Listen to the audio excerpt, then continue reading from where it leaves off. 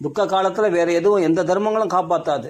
அதனால தான் பகவானே கீதையில் சொல்கிறான், சர்வதர்மான் பரித்தெஜ்ய மாம் ஏகம் சரணம் பிரஜான்றான். சர்வ தர்மான்றது லோக தர்மத்தை திறந்துடுன்றான், பாகவத தர்மத்தை கடைபிடின்றான்.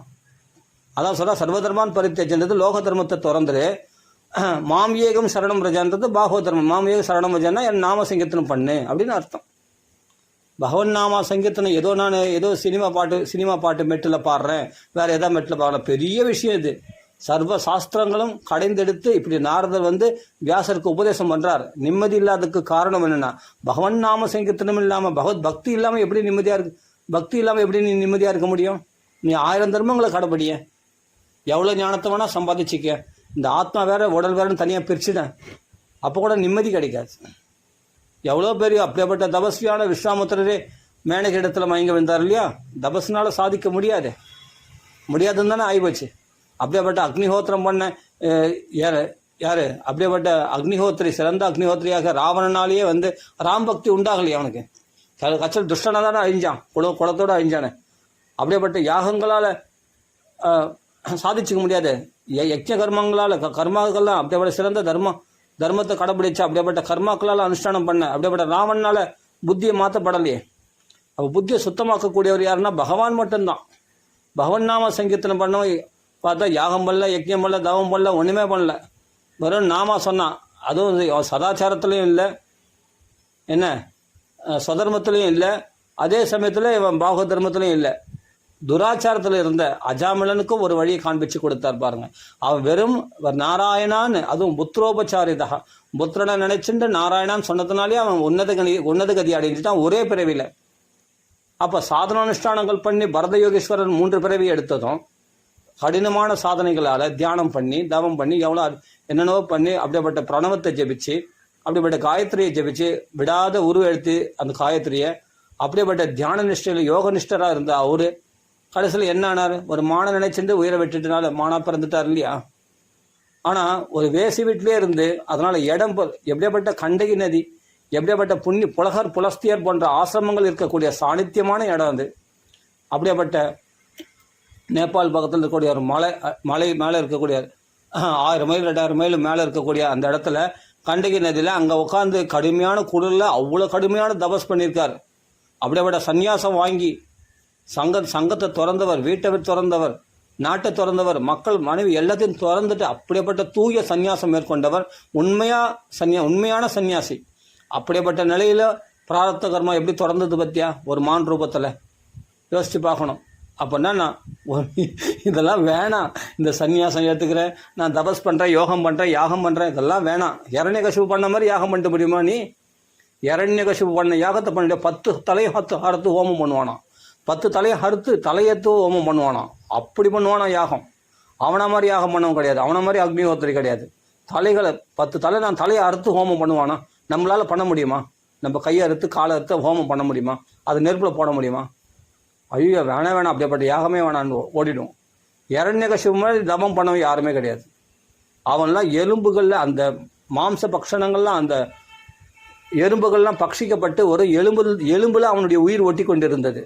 ஆனால் ஓம் பிரம்மதேவாய நமகான்னு சொல்லினே இருக்கிறான். அவன் பிரம்மதேவரை குறித்து பிரார்த்தனை பண்ணுறான். கடைசியில் என்ன ஆச்சுன்னா, அப்படியேப்பட்ட தபஸ்வி இவனை மாதிரி அக்னிஹோத்திரி யாருமே கிடையாது ராவணன். ஆனால் கடைசியில் என்னன்னா, கடைசியில் 2 பேருமே அழிஞ்சாங்க. ஏன்னா பகவத் பக்தி இல்லாதனால. இரண்யகசிபு கிழித்து கொல்லப்பட்டான். நேற்று நரசிம்ம சதுர்த்தியா? முந்தனத்து அப்படியேப்பட்ட நரசிம்ம சதுர்தசி. அப்படியேப்பட்ட நரசிம்ம பகவானால் கொல்லப்பட்டான் இரண்யகசிபு. ராமரால் கொல்லப்பட்டான் ராவணன் குடும்பத்தோட க்ளோஸ். யோசிச்சு பாருங்க. அப்போ இதெல்லாம் தகுதியா அப்படின்னா, இந்த கர்மானுஷ்டானங்கள்லாம் நீ பற்றி சொல்லியிருக்கீங்க வியாசரே. நீங்கள் நிறைய தர்மங்களை, இந்த யாகங்கள் பண்ண, அந்த யஜ்ஞங்கள் பண்ணலாம் சொல்லியிருக்கீங்க, யஜ்ஞங்கள் கிரதுக்கெல்லாம் சொல்லியிருக்கீங்க. ஆனால் அவைகள்லாம் அனுஷ்டானம் பண்ணுற அளவுக்கு மக்களுக்கு சக்தியும் கிடையாது, அந்த அளவுக்கு அவங்களுக்கு வசதிகளும் கிடையாது, அந்த அளவுக்கு சுத்தபத்தமாக ஆச்சாரமும் கிடையாது. கர்மாக்களை அனுஷ்டானம் பண்ணுறதுக்கு ஆச்சாரம் முக்கியம். அந்த ஆச்சாரம் சரியாக கடைபிடிக்காத இவர்கள் என்னதான் கதி இவங்களுக்கெல்லாம் வேறு கதியே இல்லையானா? ஒரு கதி இருக்கு. ஹரேர் நாம ஹரேர் நாம ஹரேர் நாம நாம இவ கேவல கலோ நாஸ்தியவ நாஸ்தியவ நாஸ்தியவ கதிர் அந்நியதா. இதுதான் கதி, கதிர் அந்நியதா, வேற கதி கிடையாது. அதுதான் நாரதர் சொல்கிறார், அப்பா வாசுதேவஸ்ய மகிமாகி அனுவர்ணிதா, வாசுதேவனுடைய புகழை பாடவை அவங்கள நீ பாடு. அதை வச்சு அவங்க வியாசரே இதை கடைப்பிடிச்சிருக்காரு, வாசுதேவனுடைய புகழை பாடியிருக்கார், அணுவா வர்ணிச்சிருக்கிறார். அதில் நாமளும் அந்த பகவானுடைய புகழை பாடுவோம், பகவான் நாம சங்கீர்த்தனம் பண்ணுவோம், பகவானுடைய புகழை பாடுவோம் அப்படின்னு மக்கள் வருவாங்க. நீங்கள் கடைப்பிடிச்சிங்கன்னா மக்கள் கடைப்பிடிப்பாங்க, நீங்கள் தான் வழிகாட்டணும், அதனால் நீங்கள் தான் எழுதணும் அப்படின்னு வியாசருக்கு நாரதர் உபதேசம் பண்ணுறார். ஆனால் கர்மானுஷ்டானத்தினாலேயோ வேறு தபசுனாலும் யோகத்தினாலேயோ நடக்காது. இந்த கலியுகத்தில் அது மாதிரி தபசும் பண்ணிட முடியாது, அது மாதிரி யாகங்களை பண்ண முடியும், ரொம்ப கஷ்டம், அதுவே ரொம்ப கஷ்டம். ஆனால் ஒன்றுமே பண்ணல அஜாமிலன், எதுவுமே பண்ணல, உட்காந்த இடத்துல ராமராமான் இது நாராயணன் சொன்னான், பிள்ளைய நினைச்சுன்னு சொன்னான், அது கூட அவன் ஒரே ஜென்மாவில் கரையேறிட்டானே.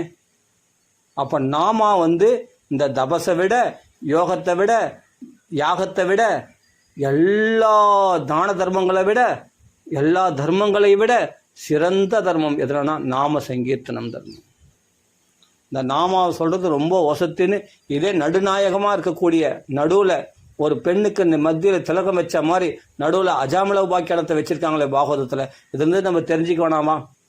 ஆரம்பத்துலேயும் நாம சங்கீர்த்தனம், முடிவுலையும் நாம சங்கீர்த்தனம் எஸ் சர்வபாவ பிரணாசனம், நடுவுலையும் பார்த்தா அஜாமில உபாக்கியத்தினால நாம சங்கீர்த்தனுடைய பெருமை. இதுக்கு மேலே ஆரம்பம் நடு முடிவு 3 நிலையில் நாம சங்கீர்த்தனம் தான் பிரதானமாக வலியுறுத்துது பாகவதம். பாகவதமே நாம புராணம் தான் ஆரம்பிக்கும் போது சொல்லியிருக்கு. அப்படின்னும் போது ஓம் நம பகவதே வாசுதேவன் தானே ஆரம்பிக்கிறோம். அப்புறம் ஆரம்பத்திலே நாமா, தொடர்ந்து தீமகின்னு ஆரம்பிக்கிறது. தீமகின்னா தியானம், தியானன்றதே உபாசனை, நாமா சொல்கிறது தான் தியானமே. அதனால் தீமகின்னு ஆரம்பிக்கிறது ஜென்மாத்தியஸ் என்ற ஸ்லோகம். தீமகின்றதால் நாம உபாசனை, அதாவது நாமத்தை உபாசனை பண்ணுறது தான், நாமத்தினால பகவானை உபாசனை பண்ணுறது தான் தீமகி அப்படின்னு அர்த்தம். சத்தியம் பரம் தீமகி அப்படின்னு சொல்லியிருக்கு. முதல்ல இப்போ ஆரம்பத்திலேயே நாம சங்கீர்த்தம் தான், பகவானை உபாசிக்கிறது தான் தீமகினா தியானம், அதான் உபாசனையை தான் வலியுறுத்துகிறது. நடுவுலையும் பார்த்தா அஜாமில உபாக்கியானத்தினால நாம மகிமையை தான் சொல்லப்பட்டிருக்கு. அதே சமயம் முடிவுலையும் பார்த்தா நாம சங்கீர்த்தனம் எஸ்ய சர்வபாப பிரணாசனம் பிரணாம துக்க சமணகா தம் நமாமி ஹரிம்பரம். இதுதானே முடிவு. அதுதான் இங்கே வியாசருக்கு நாரதர் சொல்கிறார், வாசுதேவஸ்ய மகிமா ஹி அனுவர்ணிதா. சரிப்பா, நீங்கள் சொல்கிறீங்க கரெக்டு. இப்போ இன்னொரு கேள்வி கேட்டோம் இல்லையா ஆரம்பத்தில், என்னென்னா சுதர்மத்தை ஒருத்தன் விட்டானா, குடும்பத்தை விட்டானா, அப்போ அந்த குடும்பம் நடுத்தரில் நிற்காதா, சந்தியில் நிற்காதா? இவன் கர்மானுஷ்டானங்கள்லாம் விட்டான், இவன் பித்ருக்கடன் இருக்குது, தேவ கடன் இருக்குது, ரிஷி கடன்லாம் இருக்குது. இவன்லாம் இந்த கர்மாக்கெல்லாம் அனுஷ்டானம் பண்ணி தான் இவன் ஜென்மாவை கரையேற்றிக்கணும். மனுஷ ஜென்மா எடுத்தனா அவனுக்கு 1008 கடமைகள் இருக்குது. அந்த உபநயன சம்ஸ்காரங்கள்லாம் கரெக்டாக கடைப்பிடிக்கணும். குருகுல வாசம் பண்ண பிரம்மச்சரிய தர்மத்தை, கிரகஸ்தாசிரம் தர்மத்தை வாங்க, இந்த வர்ணாசிரம் தர்மங்கள்லாம் ஒருத்தன் கைவிட்டுட்டான்னா அவன் பதித்தனா போயிட மாட்டானா? சத்தியமாக பதினா போக மாட்டான். ஏன்னா கலியுகத்தில் இதெல்லாம் தெரிஞ்சு தான் ரிஷிகள்லாம் எழுதி வச்சுட்டு போயிட்டாங்க. இது இப்படி தான் போவோம் கலியுகம், மக்களெல்லாம் இப்படி தான் பதிதத்தெல்லாம் போவோம், இதெல்லாம் யாரும் கடைப்பிடிக்க மாட்டாங்க. இந்த புஸ்தகங்கள்லாம் எழுதி வச்சதை தவிர இது யாரும் திரும்பி எடுத்து படிக்க போகிறதில்ல, யாரும் திரும்பி பார்க்க போகிறதில்ல, எல்லாம் தெரியும். தெரிஞ்சுட்டு தான் ஒரு தர்மத்தை விட்டு போயிருக்காங்க. அதுதான் என்ன சொல்கிறார், அது ஸ்லோகத்தோடு சொல்கிறேன். அதனால் மகான்கள் அந்த விட்டு போன அந்த ஒரு வழியை மக்களுக்கு காண்பிச்சு கொடு அப்படின்னு நாரதர் சொல்கிறார். ஒரே நிமிஷம், அது என்ன ஸ்லோகம்னா, தியக்த்வா ஸ்வதர்மம் சரணாம் புஜம் ஹரேஹே பஜன் அபக்வோ அத பதே ததோ யதி யத்வா வா அபத்ரம் அபுத் அமுஷ்ய கிம் கோ வார்த்த ஆப்தோ அபஜதாம் ஸ்வதர்மதா. வார்த்தைகள்லாம் கொஞ்சம் கடினமாக இருக்கும், ஆனால் அர்த்த புஷ்டி உள்ள ஸ்லோகங்கள் இதெல்லாம்.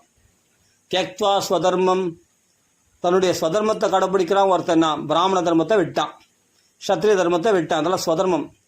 குருகுல வாசம் சரியாக செய்யலை, பிரம்மச்சரிய தர்மங்கள்லாம் சரியாக கடைப்பிடிக்கலை, வர்ணாசிரம தர்மங்களை சரியாக கடைப்பிடிக்கலப்பா. அவன் குடும்ப தர்மத்தையே சரியாக கடைப்பிடிக்கலை. துக்காராமதாசர் நான் குடும்பத்தையே சரியாக ரட்சிக்கலை. ஸ்வதர்மத்தையே தெக்தாம் என்ன ஆச்சுன்னா, அதுதான் குடும்பம் சந்தியில் நினைச்சான்னு இல்லை. பகவான் எப்படியாவது குடும்பத்தை நடத்தினான், உயிரோட தான் இருந்தாங்க, எல்லாம் நல்லா தான் இருந்தாங்க. ஆனால் தன்னுடைய தர்மத்திலேருந்து நழுவலை. எந்த தர்மம்? பாகவத தர்மத்திலேருந்து. ஆனால் லோக தர்மத்திலேருந்து அவர் நிவர்த்தி அடைஞ்சிட்டார். என்னதான் அப்படியேப்பட்ட பாகவதர்களை, பகவத் பக்தி பண்ணுறவங்கள என்னதான் நீ லோகத்தில் திணிச்சாலும் அவர்களுக்கு லோக தர்மம் ஒட்டாது. லோக தர்மத்தில் அவங்க ஒத்துப்பட மாட்டாங்க. அவருக்கு எந்த வேலைக்கு போனாலும் அந்த வேலை செட் ஆகாது. என்னதான் பணம் சம்பாதிக்க சொல்லி கொடுத்தாலும் அவங்க அந்த பணம் சம்பாதிக்கிறதுல புத்தி போகாது. அவங்களுடைய புத்திலாம் பகவான் நாம சங்கீர்த்தனத்துலேயும் அடியனுக்கும் அப்படி தான் எனக்கு இந்த பணம் சம்பாதிக்கிற விஷயத்துலலாம் ஆர்வமே கிடையாது. சும்மா இந்த பாகவதம் படிக்கணும்னா இன்னைக்கு பூரா படிப்பேன். மூலப்பாராயணமாக பணம் சொன்னால் பண்ணுவேன். இது போல் பாகவதம் பற்றி பேசணும்னா பேசுவேன், ராமன் பற்றி பேசணும்னா பேசுவேன். இது மாதிரி பாகவதம் நாம சங்கீர்த்தனா பல மெட்டில் பாடலன்னா விஷயம் தெரிஞ்சுப்பேன். தெரிஞ்சுக்கிட்டு ஓஹோ அப்போ எந்த ரெண்டில் பாடலனா அப்போ எனக்கு ருச்சிகரமான மெட்டில் பாடுறேன். அவ்வளோதான். பகவானே குருவாக இருக்கும்போது நம்மளுக்கு எல்லாம் சொல்லி கொடுத்துருவான். இப்போ கூட நாம் இப்போ எந்த அர்த்தத்தை வச்சு நம்ம சொல்கிறோன்னா வெறும் மூலப்பாராயண புஸ்தகத்தை வச்சு தான் இப்போ நான் உபன்யாசமே பண்ணுறேன். ஏதோ அர்த்த புஸ்தகத்தை எதுவும் வச்சும் பண்ணல. நம்மளுக்கு இது பிடிக்க. ஏன்னா அர்த்த புஸ்தகம் வச்சு பண்ணால் அதை பார்த்து அது அதில் இருக்கிற அர்த்தத்தை அப்படியே படித்து சொல்லணும். அதெல்லாம் நம்மளுக்கு செட் ஆகாது. நம்மளுக்கு பகவான் கொடுத்த ஞானத்தில் என்ன ஃப்ளூயன்ஸியாக சரளமாக வருதோ அதுதான் நம்ம உபன்யாசம் பண்ணுறது. அதனால் அப்படியே உபன்யாசம் பண்ணுறேன். இப்போ கூட மூலப்பாராயண புஸ்தகத்தை வச்சு தான் இப்போ நம்ம உபன்யாசமே பண்ணுறோம். அதனால் நம்ம அர்த்த புஸ்தகம்லாம் வச்சுக்கிறதில்ல கூட. அது நம்மளுக்கு செட் ஆகாது.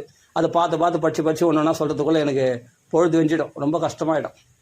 அதனால் நம்ம இப்போ உபன்யாசம் இப்போ வந்து என்னென்னா பகவான் கொடுக்குற ஞானத்தில் தான் அவன் தான் நல்ல ஞானத்தை கொடுப்பான். அதனால் நல்லா புரிஞ்சுங்க. இப்போ என்ன சொல்ல வந்தேன், வியாசாச்சாரியர் சொல்கிறார், சரி அவன் லோக தர்மங்கள்லாம் சொல்லியிருக்கான், தர்மத்தெல்லாம் கைவிட்டானா அவன் பதித்தனா போக மாட்டானா? கண்டிப்பாக ஹரிபஜனை பண்ணுறவன் பதித்தனா போகவே மாட்டான் அப்படின்னு நாரத மகரிஷி தேவரிஷி ஆகிய நாரதர் இங்கே அடித்து சொல்கிறார். தெக்வா ஸ்வதர்மம், ஸ்வதர்மத்தை ஒருத்தன் விட்டுட்டாருன்னா தெக்வானா திறந்துட்டான். குடும்பத்தை சரியாக காப்பாற்றலை, பிரம்மச்சரிய தர்மத்தை கடைப்பிடிக்கலை, பிராமண தர்மத்தை கடைப்பிடிக்கல, தன் குல தர்மமாகிய பிராமண தர்மமோ இல்லாட்டி சத்திரிய தர்மமோ எதுவுமே சரியாக கடைப்பிடிக்கலப்பா. தேவ கடன் பித்திருக்கடை எதுவுமே அடைக்கலை. ஆனால் ஒன்று பண்ணிட்டாப்பா. அவன் என்ன பண்ணிட்டானா, ஹரே கிருஷ்ணா கிருஷ்ண கிருஷ்ணா ஹரே ஹரே, ராம ராம ராம ராம ராம ராமான்னு சொல்லிட்டான்ப்பா. போடுமே, அவன் கில்லி மாதிரி போயிட்டான். அவன் ஜென்மா கரையறியாச்சு. எந்த தர்மத்தையும் கடைப்பிடிக்கல. ஏன் அஜாமல் என்ன தர்மத்தை கடைப்பிடிச்சான்? குல தர்மத்தை விட்டுட்டான். குல தர்மத்தை விட்டு பதிதனா போயிட்டான். பந்தியக்ஷ கைதவே சௌரிய கர்ஹிதாம் விருத்தி மாஸ்திதாக சம்சர்க்க தூஷிதா. யாரு? வேசினுடைய சங்கத்தினால் தூஷணமாயிட்டான். பிராமண தர்மத்தை கெடுத்தான். அப்பா அம்மாவை கைவிட்டான், மனைவியை கைவிட்டான், சதாச்சாரத்தை விட்டு துராச்சாரத்தில் இருந்தான், திருடுனான், கொள்ளையடிச்சான், பொய் சொன்னான். பந்தியக்ஷ கைதவை சௌரிய ஏமாத்தனான், பொய் சொன்னான், திருடுனான், கொள்ளடிச்சான், கொலை செய்தான். எல்லா பாதங்களும் அவன் பண்ணாத பாதங்களே கிடையாது. அப்படியேப்பட்டவன் கற்சல் என்னன்னா நாராயணா அப்படின்னு சொன்னான். அந்த எங்கே சொன்னான்? நல்லா சாநித்தியமாக இருக்கக்கூடிய, நல்லா இப்போ புலகாசிரமத்தில் இப்போ பரத யோகேஸ்வரெலாம் நல்லா சாநித்தியமாக இருக்கிற இடத்துல போய் அங்கே துஷ்ட சங்கம் பிராப்தமாயிடுச்சு. என்னென்னா மான் ரூபத்தில். ஆனால் துஷ்ட சங்கத்திலே இருந்து கொண்ட இவனுக்கு சத் சங்கம் பிராப்தமாயிடுச்சு. எப்படின்னா நாராயணன்ற நாமத்தினால சத்சங்கம் விஷ்ணு தூதர்கள்லாம் வந்து இங்கே தோண்டிட்டாங்க. யமதூதர்கள் வர வேண்டிய இடத்துல விஷ்ணு தூதர்கள் வந்து தோண்டிட்டாங்க. எதனால? நாராயணன்ற நாமம் சொன்னதுனால. அப்போ வேசிய வீட்டில் கூட பகவான் வருவானான்னு கேட்டால் நீ நாம சங்கீர்த்தனம் பண்ணால் உனக்கு அசுத்தமான இடமே கிடையாது. எல்லா இடத்துலையும் அதனால தான் நாம எல்லா இடத்துலையும் சொல்லலான்னு சொல்கிறது. ஏன்னா வேசி வீட்டில் சொன்ன அஜாமலன் கூட கரையேறினானே. அப்படியேப்பட்ட புண்ணியாசிரமங்கள் நிறைஞ்ச புலகர் புலஸ்தியர் போன்ற புண்ணியாத்மாக்கள்லாம் நிறைஞ்ச அப்படியேப்பட்ட கண்டகி நதியில் இருக்கக்கூடிய புலகாசிரமத்தில் போய் அங்கே போய் ஒரு மான் சங்கத்தினால் கெட்டு போயிட்டாரு பரத யோகீஸ்வரர். யோசிச்சு பாருங்க. நம்ம எந்த ஸ்தலம்ன்றது முக்கியம் இல்லை, எந்த தர்மத்தை கடைப்பிடிக்கிறன்றது முக்கியம். ஜாக்கிரதையாக புரிஞ்சுக்கணும். அப்போ நம்ம எந்த தர்மத்தை கடைப்பிடிக்கிறோன்னா எங்கே வேணாலும் இரு. நீ பிராமண வீட்டில் பிறந்திருக்கு, இல்லை சத்திரிய வீட்டில், இல்லை சூத்திர வீட்டில் பிறந்திருக்கு, இல்லைப்பா சண்டாளன் வீட்லேயே நாய் மாம்சம் எவருக்கும் சாப்பிடுவானா? நாய் மாம்சத்தை நாயை கண்டாலே நீச்சம். மனுஷர்களுக்குள் நீச்சம் வந்து சண்டாளன், மிருகங்களுக்குள் நீச்சமானது நாய், பறவைகளுக்குள் நீச்சமானது காக்கை அப்படின்னு சொல்லுவோம் இல்லையா? சாஸ்திரமே நம்ம மகான்கள்லாம் அப்படி தான் சொல்கிறாங்க. சரி, அப்படின்னும் போது நாயை போய் யாரா தீண்டுவாங்களா? அதை தொடவே அருவருப்பாக இருக்கும். அப்படியேப்பட்ட அது அசுத்தமானது. அதனுடைய மாம்சத்தை ஒருத்தன் சாப்பிட்றான்னா அவன் எப்படியாப்பட்ட சண்டாளனாக இருப்பான்? அவன் வாக்கில் நாராயணான்னு வந்துடுச்சுன்னா அவன் பிராமணனோட உயர்ந்துடுறானோ. நான் சொல்ல, பிரகலாதன் சொல்கிறார், தேவஹூதி அம்மா சொல்கிறா. நான் சொன்ன நம்புவீங்களா? அவங்க சொல்கிறாங்க. ஆனால் அது அப்புறம் பார்க்கலாம். இந்த ரெண்டு விஷயத்தையும் பிரகலாதன் சொல்கிறதையும் தேவஹூதி அம்மா சொல்கிறத நம்ம அப்புறம் பார்க்கலாம். இப்போ ஃபஸ்ட்டு வந்து நாரதர் சொல்கிறத பார்க்கலாம். நாரதர் என்ன சொல்கிறாருன்னா, தெக்வா ஸ்வதர்மம். அவன் நீங்கள் எழுதின தர்மங்கள் வர்ணாசிரம தர்மங்கள்லாம் மகாபாரதம் 1.5 லட்சம் ஸ்லோகம், 1.25 லட்சம் ஸ்லோகம் மகாபாரதம். அதில் ஹரிவம்சத்தோடு சேர்ந்து 1.25 லட்சம் ஸ்லோகம்னு நினைக்கிறேன். அப்படியேப்பட்ட 18 புராணங்கள், அதில் அவ்வளோ தர்மங்களை சொல்லியிருக்காரு. அந்த தர்மத்தெல்லாம் ஒருத்தன் கடைப்பிடிக்கலாம் கூட பரவாயில்லை. ஆனால் ஹரிபஜனை பண்ணிட்டான்னு சொன்னால் என்ன சொல்கிறார்? தெக்வா ஸ்வதர்மம் சரணாம்புஜம் ஹரேர் பஜன். ஹரியினுடைய பஜனை, ஹரேர் பஜன், ஹரியை பஜிக்கிறான், ஹரியை வழிபடுகிறான், ஹரியினுடைய நாமத்தை சொல்கிறான் என்றால் தக்வா ஸ்வதர்மம் சரணாம்புஜம் ஹரேர் பஜன், ஹரியினுடைய சரணங்களை கட்டியாக பிடித்து கொண்டு, சரண கமலங்களை கெட்டியாக பிடித்து கொள்ளக்கூடிய பகவத் பஜனை செய்கிறான் என்றால், வார்த்தை நல்லா புரிஞ்சுக்க, அபக்குவோ என்னன்னா பக்குவம் இல்லாமல் இருக்கிறான். என்னன்னா நல்லா ஞானத்தை கற்றுக்கல, நல்லா சாஸ்திரங்களை படிக்கலை. இப்போ நம்ம பாகவதம் படிக்கிறோம், ராமாயணம் படிக்கிறோம், இதெல்லாம் அவனுக்கு எதுவுமே தெரியாது. வெறும் ராம ராம ராம ராம ராமான்னு சொல்ல தெரியும், அவ்வளோதான்.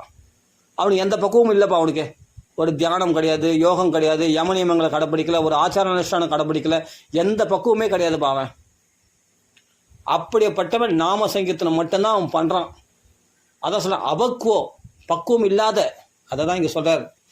தெக்வா ஸ்வதர்மம் சரணாம்புஜம் ஹரேர் பஜன் அபக்குவோ, பகவன் நாமத்தை சொல்கிறவன் அபக்குவ, பக்குவம் இல்லாதவனாக இருந்தாலும், இந்த தர்மங்கள்லாம் கடைப்பிடிக்காதவனா, சதாச்சாரத்தில் இல்லை துராச்சாரத்தில் இருக்கிறவனா இருந்தாலும், அஜாமிலன் போல அல்லது அகலியை போல, அகலியை துராச்சாரமாக போயிட்டா, பதிதியாக போயிட்டா.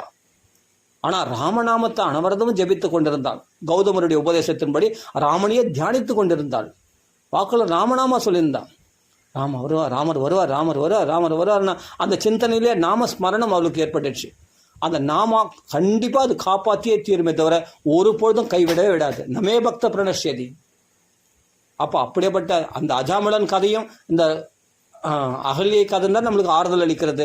அப்போ நாமளும் கரையறதுக்கு ஒரு வழி கிடைச்சிருக்கு அப்படின்னு யோசிச்சு பாருங்க. நீங்கள் என்ன பாருங்க, பஜன் அபக்குவோ, பக்குவம் இல்லாதவனாக இருந்தாலும் பகவன் நாமத்தை சொல்லிட்டான்னு சொன்னான், அவனுக்கு அமங்கலமே உண்டாகாது, அவனுக்கு மங்களம் மட்டுமே உண்டாகும். சரிப்பா, பக்குவம் அடையல, நல்ல யோகம் பண்ணல, எதுவும் பண்ணல, சரி, அதுவும் ரொம்ப ஆரம்பத்துலேருந்து பகவன் நாமா சொல்ல, நடுவில் தான் பகவன் நாமா சொன்னான், சரி அப்படியே செத்தே போயிட்டா வச்சுக்கப்பா. அந்த ஜென்மத்தில் ஏதோ ஒரு பக்குவம் இல்லை, அதனால் பகவான் மோட்சம் அடையலை. நாமா சொல்லியிருக்கான், ஆனால் பகவன் நாமா சொல்லிட்டான், பரம மங்களகரமான பகவன் நாமத்தை நாராயணான்னு சொல்லிட்டான். அவனுக்கு என்ன மறுபிறப்பே கிடையாது. அப்படியே மறுபிறப்பு ஏதாவது ஒரு காரணத்தோடு பகவானுக்கு வச்சிருப்பான் மறுபிறப்புக்கு. அப்படியே மறுபிறப்பு எடுத்தா கூட அவனுக்கு அமங்கலம் ஏற்படுமோ? ஏற்படாது. ஏன்னா பகவானை பச்சனை பண்ணிட்டானே, பகவானை ஆசிரிச்சுட்டான், பகவானுடைய சரண கமலங்களை கெட்டி இறுக்கி பிடிச்சிட்டானே. சரணாம்புஜம் ஹரேர் பஜன் அபக்வோ அத பதத்ததோ, பஜன் அபக்வோ அத பதே ததோ எதி. சரி, கீழே வந்துட்டான், சரி கீழ்ப்பிறவை அடைஞ்சிட்டான், இருக்கட்டும். அவனுக்கு அமங்கலம் உண்டாகுமோ? உண்டாகாது. அவனுக்கு மங்களமே உண்டாகும். அந்த இடத்துல போய் என்னன்னா அவன் பல பேர் பக்தர்கள் ஆகிடுவான்.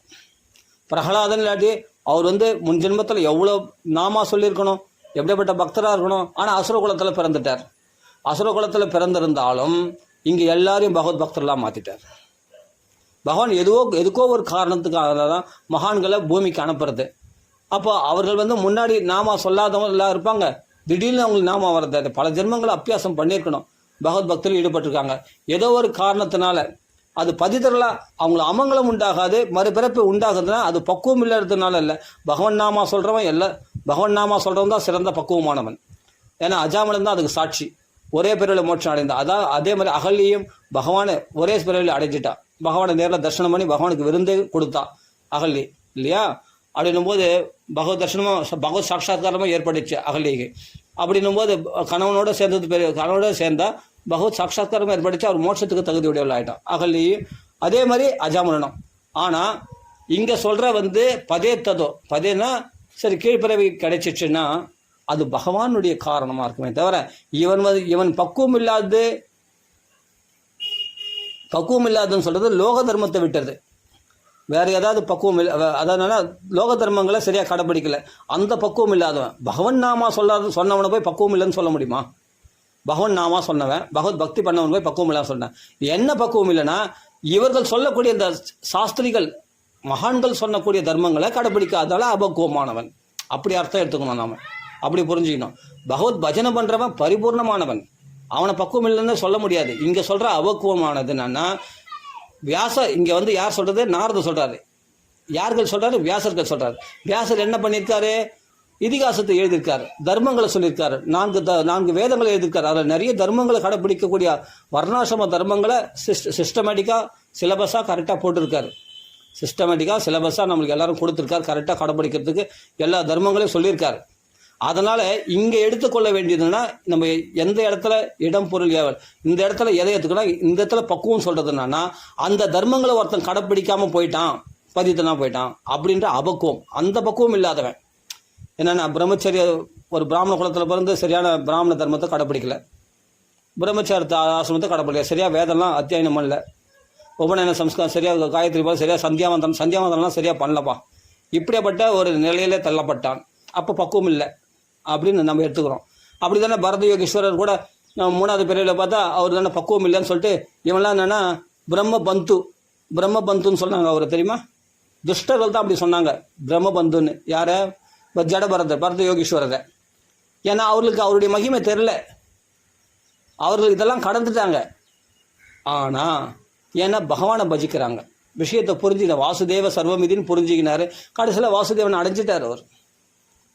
யாரும் 3வது பிரிவில் அவர் பக்குவம் அடைஞ்சிட்டார், பகவானை பிடிச்சிட்டு கிருஷ்ணார்ச்சனை பிரபாவம் நோ ஜஹாதின், அது வீண் போகலை. அவர் அர்ச்சனை பண்ணது அது காப்பாற்றும். மாஞ்சென்மத்துக்கு முன்னாடி பரதராக இருக்கும்போது அவர் பண்ண அர்ச்சனை வீண் போகாமல் அவர் காப்பாத்துச்சு. நல்லா புரிஞ்சு பகவான் நாம என்றைக்குமே வீணா போகாது. ஆனால் பக்குவம் இல்லைன்னு சொல்லலாம். இப்போ மானால கீழே வீழ்த்து விடார், அந்த பக்குவம் இல்லைன்னா சொல்லலாம். என்னென்ன தர்மத்திலேருந்து கீழே வீழ்ச்சி அடைந்தார். நாமா சொல்கிறவங்களுக்கு பக்குவம் இல்லைன்னு சொல்லவே முடியாது. நாமா சொல்கிறவன் பர்ஃபெக்ட், அவன் தான் பூர்ண பக்குவம் முடிவன். அப்படின்னா இந்த தர்மங்களிலிருந்து நழுவிட்டார். எப்படி பரத யோகீஸ்வரர் தர்மங்களிலிருந்து நழுவி மாநிலத்தில் பட்டு கொண்டால, அது மாதிரி தர்மங்களிலிருந்து ஒருத்தன் விட்டுட்டான். சரி விட்டுட்டான், அவன் பக்குவம் இல்லாமல் போயிட்டான்பா. அதனால் அவனுக்கு மேலே மேலே கீழ்ப்பிறவிகளோ இல்லை அசுர பிறவிகளோ இல்லை துஷ்டனை பதிதான் போயிட்டு அதோட பகவானை திரும்பியே பார்க்க மாட்டான். இப்போ திரும்பியே பார்க்காத அளவுக்கு அவங்க நரககதி அடைவாங்களன்னா கண்டிப்பாக அவங்களுக்கு துர்கதி கிடைக்காது. அவங்களுக்கு ஒரு பிறவி தப்பி போகலாம், 2வது பிறவியில் மறுபடியும் வந்துடுவாங்க. மான் பிறவியில் தப்பி போச்சு பரத யோகீஸ்வருக்கு, அடுத்த பிறவியில் சிறந்த பாகவதராக திகழ்ந்தார்ல பரத யோகீஸ்வரர். அப்படியேப்பட்ட பெரிய மகாத்மா. அவருடைய பேரால் தான் இன்னைக்கு பாரத வருஷம்னு நம்ம சொல்கிறோம் இந்த இந்தியாவை. அப்போ ஒரு பிறவி தப்பலாம், 2 பிறவி தப்பலாம். ஆனால் பகவான் அப்பனா தூக்கிடும்.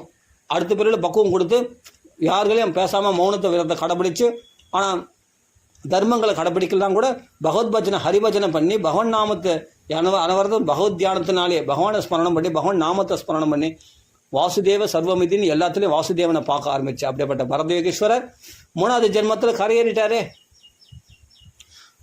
அப்படி பதித்தனா, அப்படி அபக்குவம் பதேத்தியதோ, அப்படி கீழே விழுந்தான்னா, பக்குவம் இல்லாமல் கீழே வந்துட்டான்னா பகவான் அவனை ரட்சிக்கின்றான். பகவான் எல்லாம் பொறுப்பெடுத்து அப்படி பகவான் நாமா சொன்னவன் இப்போ அவரே தியானம் பண்ணார், பகவான் நாமா சொன்னார், அர்ச்சனை பண்ணார்.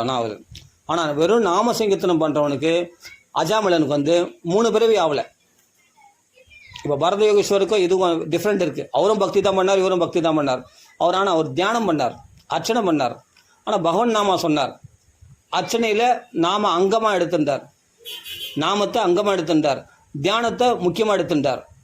பிரணவத்தை தியானம் பண்ணுறது, பிரணவத்தை ஜெபிக்கிறத முக்கியமான தர்மமாக எடுத்திருந்தார் யாரு? பரத யோகீஸ்வரர். ஆனால் நாம சங்கீர்த்தனத்தை முக்கியமாக நினச்சிருந்தேன். இவனுக்கு வேற எந்த தர்மம் கிடையாது, எல்லா தர்மத்தையும் விட்டுட்டு சதா துராச்சாரத்தில் இருக்கான் அஜாமலன். ஆனால் நாமா பிடிச்சின்னான், நாமா தான் அவனுக்கு ஒரே கதி, அதை தான் பிடிச்சிக்கினான். கதியில் நீதா வேறு கதி இல்லையா? அப்போ அவன் அந்த நாமத்தை மாத்திரம் ஒருத்தன் கட்டியாக பிடிச்சினானா அவன் அதே ஜென்மாவில் கரையிடுவான். அவனுக்கு 3 ஜென்மம் ஆகாது. நாமத்தை அங்கமாக வச்சுக்கின்னு வேற ஏதாவது சாதனத்தை உயர்வாக வைக்கும்போது 3 ஜென்மம் ஆயிடுச்சு. யாருக்கு? பரத யோகீஸ்வரருக்கு. தியானத்தை கடைப்பிடிச்சாரு, பிரணவத்தை ஜெபிச்சாரு, எல்லாமே காயத்ரி ஜெபம் மற்ற தர்மங்கள்லாம் அனுஷ்டானம் பண்ணுறார். அதனால் அவருக்கு 3 ஜென்மம். அதனால் என்னன்னா அதில் வழிக்கு விடுறதுக்கு அதில் மாயை விளையாடுறதுக்கு வாய்ப்பு உண்டு. அப்போ மான் ரூபத்தில் மாயை அவர் கீழே தள்ளிச்சு. ஆனால் நாமத்தை மட்டுமே உறுதியாக படுத்தி கொண்ட அஜாமலன் ஒரே ஜென்மத்தில் மோட்சம் அடைஞ்சிட்டான். ஃபஸ்ட்டு யம தர்ம தூதர்லேருந்து விடுபட்டான், விஷ்ணுத்தில் விடுபடுத்தப்பட்டான். அதுக்கப்புறம் வைராக்கியம் அடைஞ்சான். வைராக்கியம் அடைஞ்சு கங்கை கரையாண்டு போய் அனவரதமாக நாராயண நாமத்தை கீர்த்தனை பண்ணி அந்த நாராயணை தியானம் பண்ணி அந்த நாராயண நாம சங்கீர்த்தனத்தை பிரதானமாக கொண்டு விமானம் வந்துச்சு, ஏறி போயிட்டானே ஜம்முன்னு. அப்போ புரிஞ்சுக்கணும். அப்போ நாரதர் சொல்கிறது இந்த அபக்குவமானதுன்றது என்னன்னா, நாமத்தை பிடிக்காதவங்க தான் பக்குவம் இல்லாதவர்கள். நாமத்தை ஒருத்தன் பற்றி கொண்டானால் அவன் பக்குவம் இல்லாதன்னு சொல்லவே முடியாது. அவன் வர்ணாசிரம தர்மங்களை கடைபிடிக்காத விட்டதுனால அபக்குவமானவன் சொல்லாமே தவிர நாமத்தை பிடிக்கிறவனை பக்குவம் இல்லாதன்னு சொல்ல முடியாது.